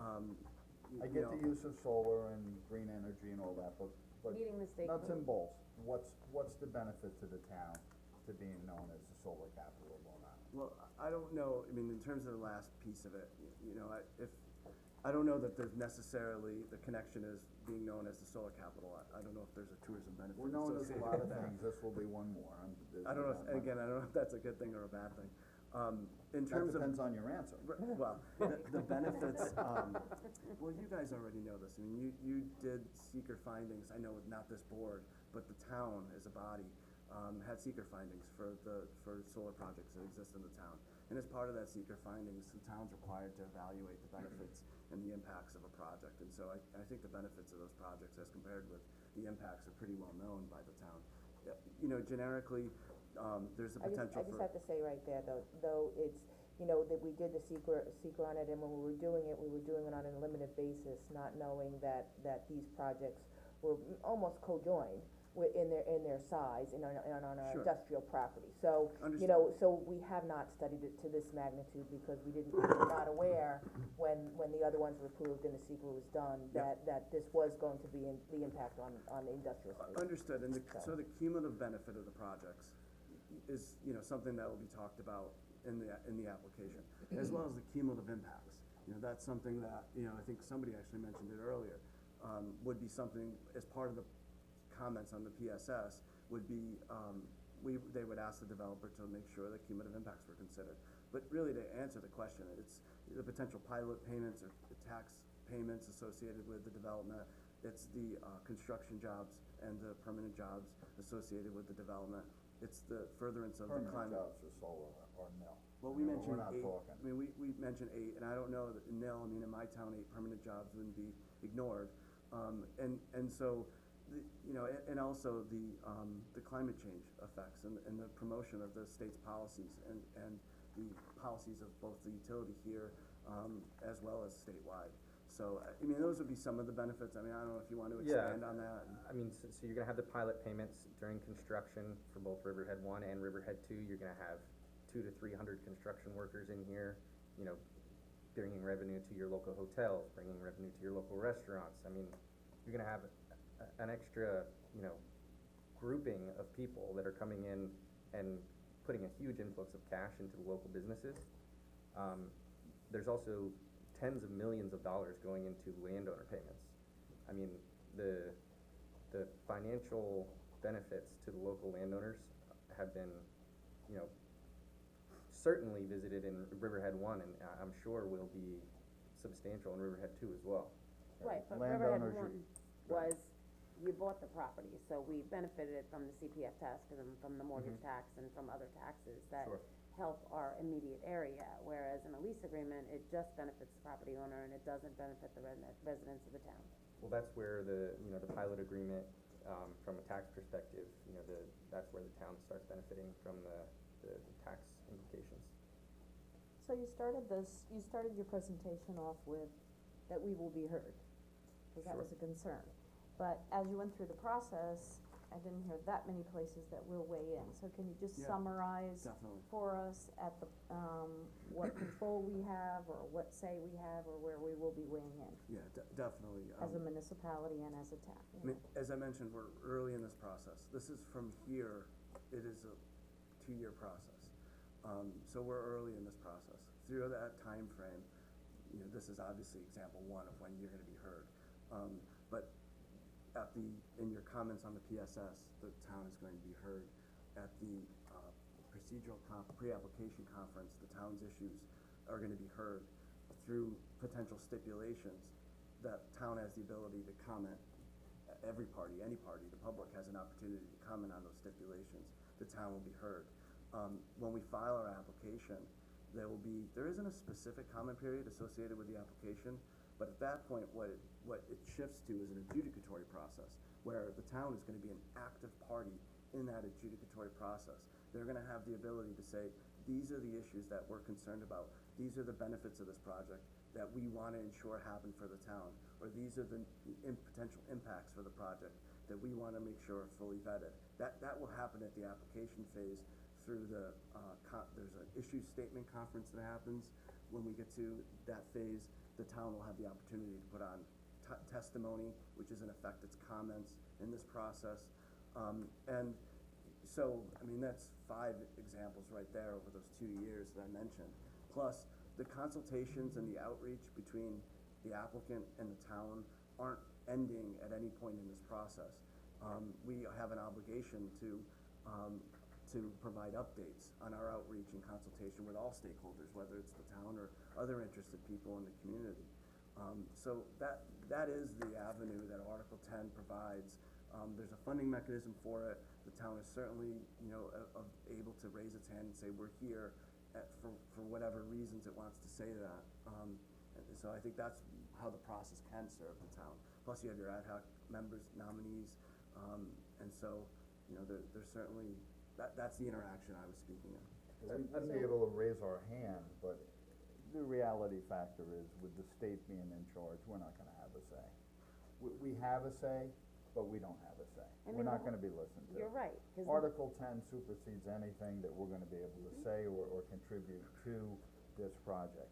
And my personal opinion is that this Solar 2 really kind of backdoored in, around the original application through the planning board. And this was going on, the applications to the state to go through Article 10 was being done same time, had to have been, as you were making the original application through the planning board. So you kinda, I'm not happy about how this took place, and I'm not happy about the state being able to step in and say, hey, too bad, this is what it's gonna be. And that's the bottom line. I mean, you can say, oh, we can raise our hand all we want.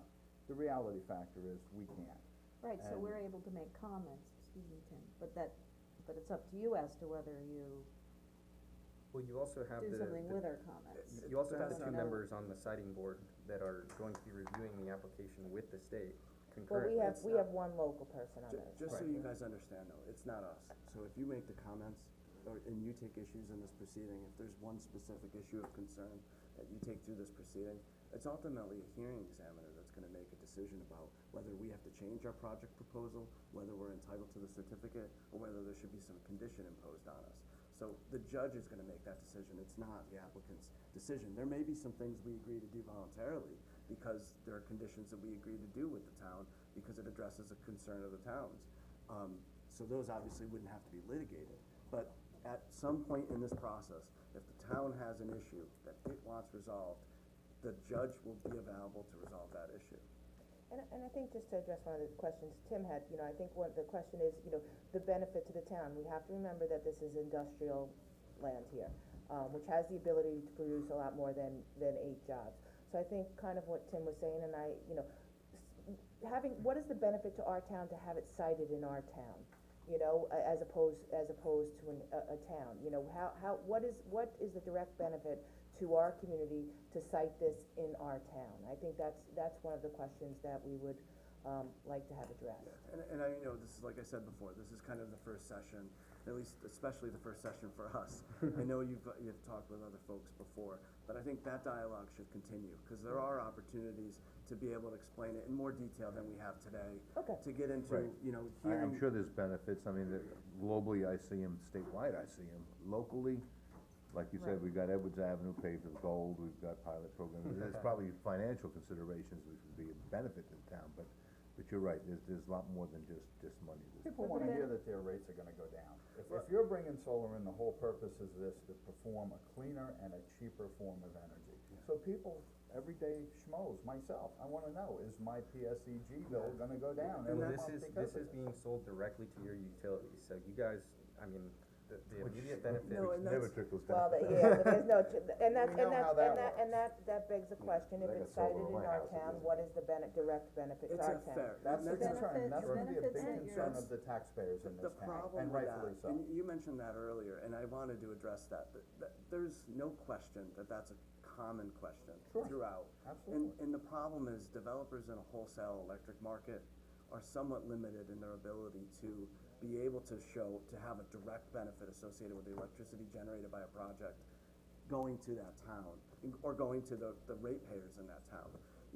All we can do is serve our role as generators in trying to get to, and let the Trying to state. meet the state's goal of the Well, 15% by 2030. And what the state says about that goal is that over time, it will actually reduce costs, it will reduce rates. So there is a cost component that the state has adjudicated as part of the policy For 50%, no, And and I mean, lottery there's ticket's gonna studies. take away our school taxes, yeah, I get it. No, and, well, I mean, that in terms of pilots and, But it's and other industrial payments. property, I mean, it's industrial. And that's why, I mean, so I, you know, I guess, I just wanna make sure we address the fact that it's, if it were as easy as we can, you have a project like this and it's within the project sponsor's capabilities of powering a town or doing, you know, something with the electricity specific to a local area, that would be one thing, but the grid, the mechanisms in place, you know, they don't make that as easy of a conversation, but I think it's something I know we pay a can little take more on back. each one of our bill if we wanna use green energy.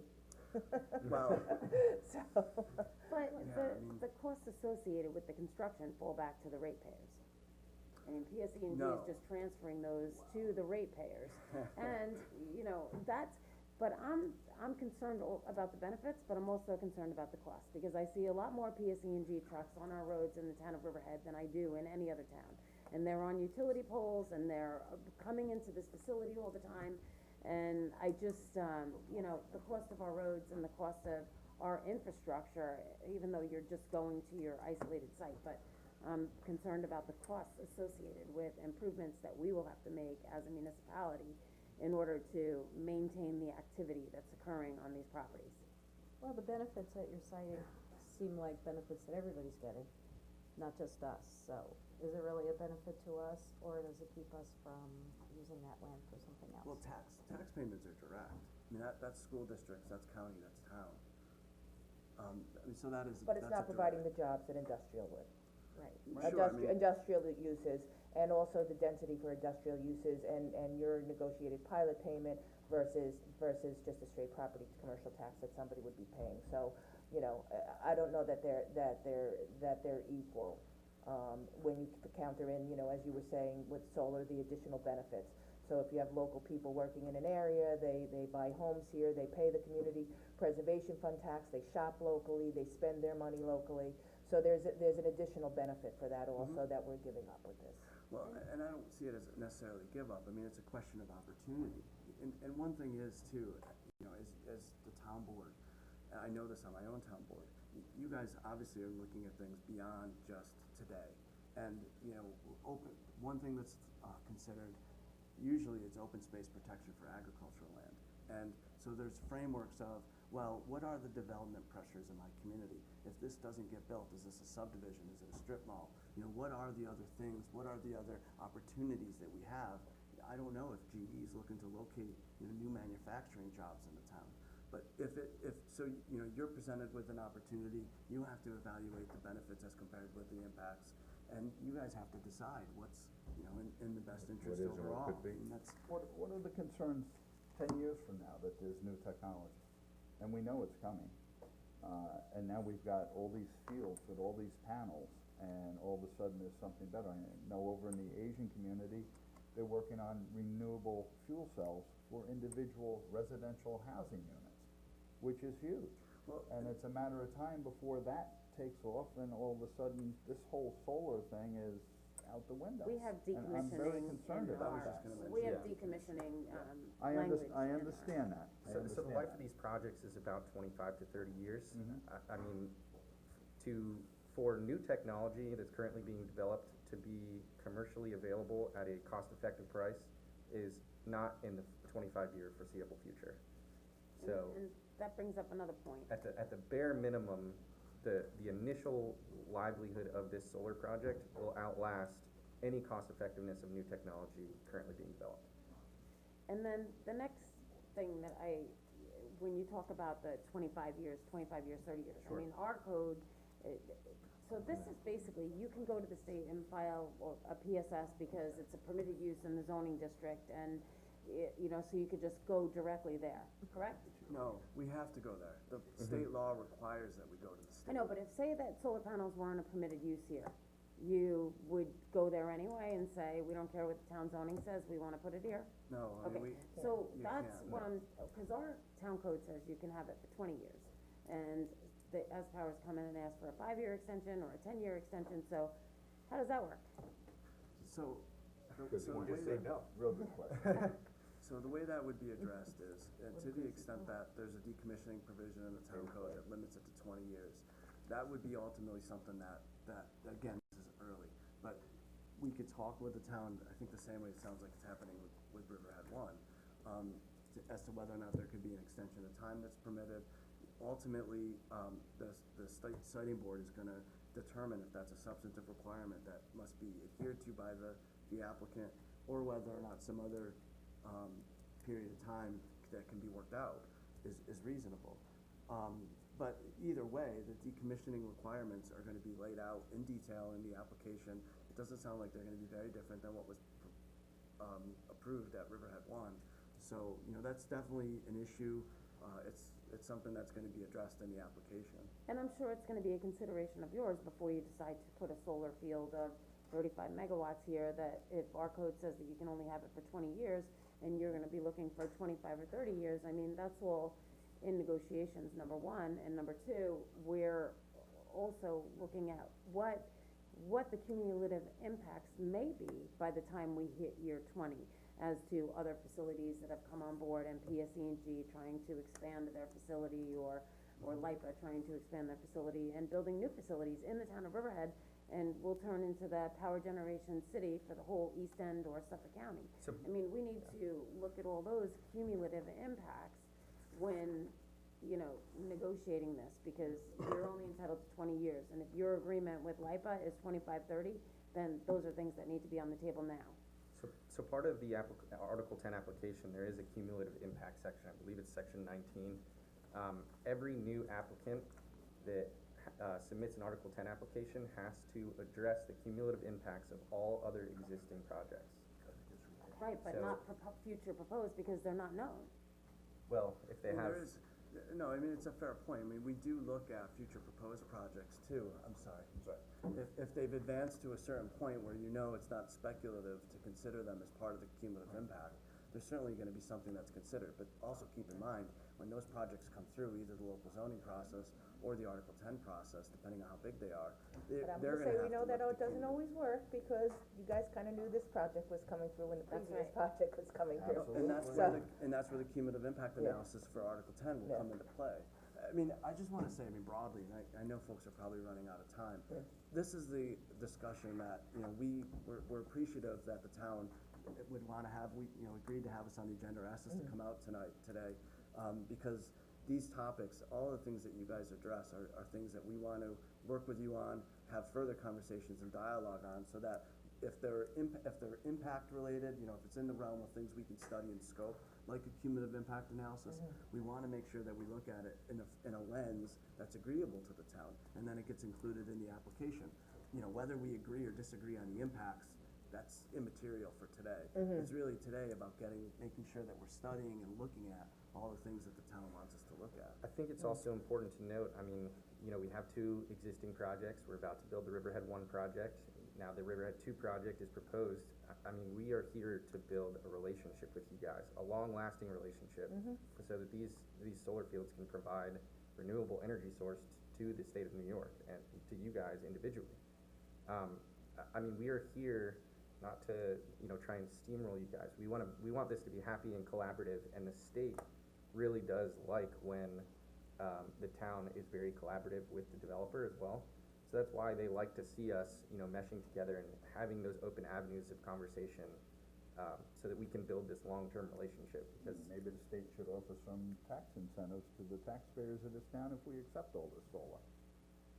How collaborative are they? Let's find out. So the Article 10 isn't confined to renewable energy, it's all energy sources. This is just a new state law to help try and streamline, energy production, to make energy cheaper in New York State. We're just trying to comply with the law, but we are certainly trying to build that relationship with you guys and keep that long-lasting relationship, so. Well, I think, Understand that. yeah. We're also here to protect and represent our Of course, as you should be, You should be protecting your interests. One big difference though, I think what he's trying to say is that this is a company that's already operating and will be soon operating in the community, so, they're coming at it from a different perspective than somebody who's just new to a community, who, you're basing things on, some future thing. They're here, and they're trying to make it work with respect to the project that they have now, and so that's, I think, an important aspect of this Well, you as can appreciate being vested in the community. Of course. Yeah, absolutely. yeah, you guys wouldn't be doing your job if you aren't protecting the interests of your town as well, so.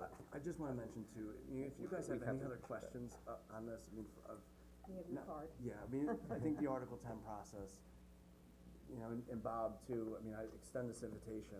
If you have questions about the town's next steps, the town's role, anything that you guys wanna talk about in terms of Article 10, I'm happy to, you know, get on a telephone call with you, come down for another meeting, I mean, whatever. I have your contact information on the correspondence I've downloaded from the site. Good. As well as, provided, so I have that. Very And good. if you are proposing any other solar facilities within the town of Riverhead, it would be nice to know now. I mean, I think we're getting off on the wrong foot in that you proposed Riverhead 1 and now you're proposing Riverhead 2. And the both of them were going on simultaneously, and we're getting, you know, blindsided by an email from the PSS saying you have until this date to pick 4 people to represent you on this board, and that you have this date to get your scoping in, and you have this date to get, so I think it's a lot for us to absorb, and having been upfront to know that this process was coming, would have been appreciated. So if you are thinking about any other solar projects within the town of Riverhead, we'd like to know sooner than later. Well, because of the timeline for the Article 10 permit, I mean, having plans this extensive 2 years in advance of the project ever even potentially being built is, you know, relatively astronomical. Yeah, but I remember S-Power coming in 4 years ago, when you were getting ready to build Riverhead 1, and you were going through the process and trying to figure things out, and trying to meet your deadlines with LIPA as far as approvals from the town, and us going out of our way to try and help you, and this had to have been going on that whole time, and we didn't know about it. Okay. Well, we'll certainly let you know of any plans for future development. As far as I'm concerned, I do not know of any future development that we have planned beyond Riverhead 2. So, we will let you know as soon as we have additional plans, if we have additional plans. All right, thank you very much. Thank you guys, Just write your appreciate phone the number time on this there, morning. Derek, Of course. in case we have any questions, that'd be great. You know what, Dennis, if you could just share your contact info with, John Sure. Orfino, and then he. But has I'll, all the but I'll board take that members. if you wanna write your number on there now. And your email, that would be great.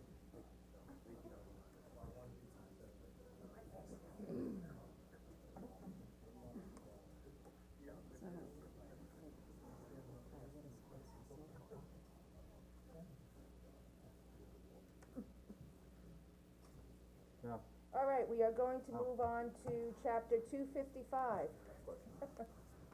Thank you very much, Derek. Question for the ethics board? Appreciate it. Thank you. Have a good day. Nice meeting you. Thank you, nice meeting you also. Question for the ethics board, maybe? Question for the ethics board, maybe?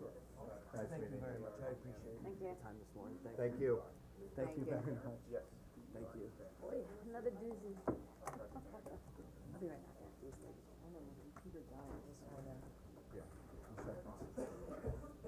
All right, we're taking a 2-second break. Oh, we're taking a 2-second break? 2 seconds, Yes. Tim. 2 seconds, The Tip break's said 2 up. seconds. I guess I'll run some. We're doing the same thing I'm doing, Webby. Backed up, blind. Just ask Larry to pull it. Left my bag. Yes. Craig, your Velcro is loosening up there.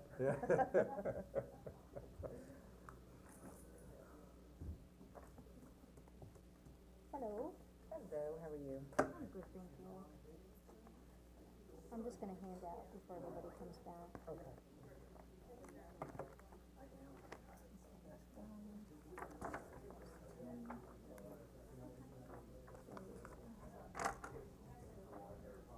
Yeah, yes. That's me. I hope I made enough Oh, copies that's this you, you don't have time. one yet. I think, Diana maybe is gonna sit down there, okay. And then I also, this is just the text for the actual chapter 255. And then for the resolution establishing the fees, I You did, paused it, right? No, I can't pause it, I have to stop it, so. You know what you need is, you need like a temporary screen, we'll be back in 2 minutes. Yes, alright, I'm gonna put that up, it's gonna take me about 30 seconds. Okay. Hang in there.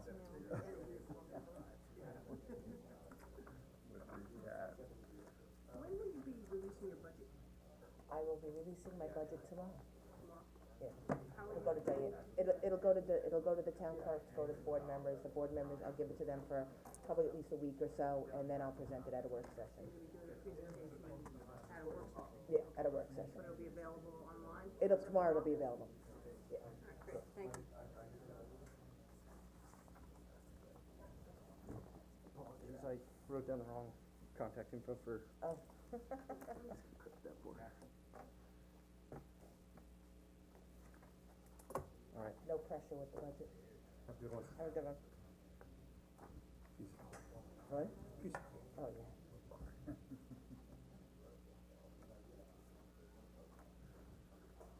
Chapter 255 so riveting, everybody got up and left. Yeah, exactly. I'm insulted. Well, actually, we finished it all, we're done, we're on to resolutions. For what we've seen so far, we're almost done. We're ever be done, but.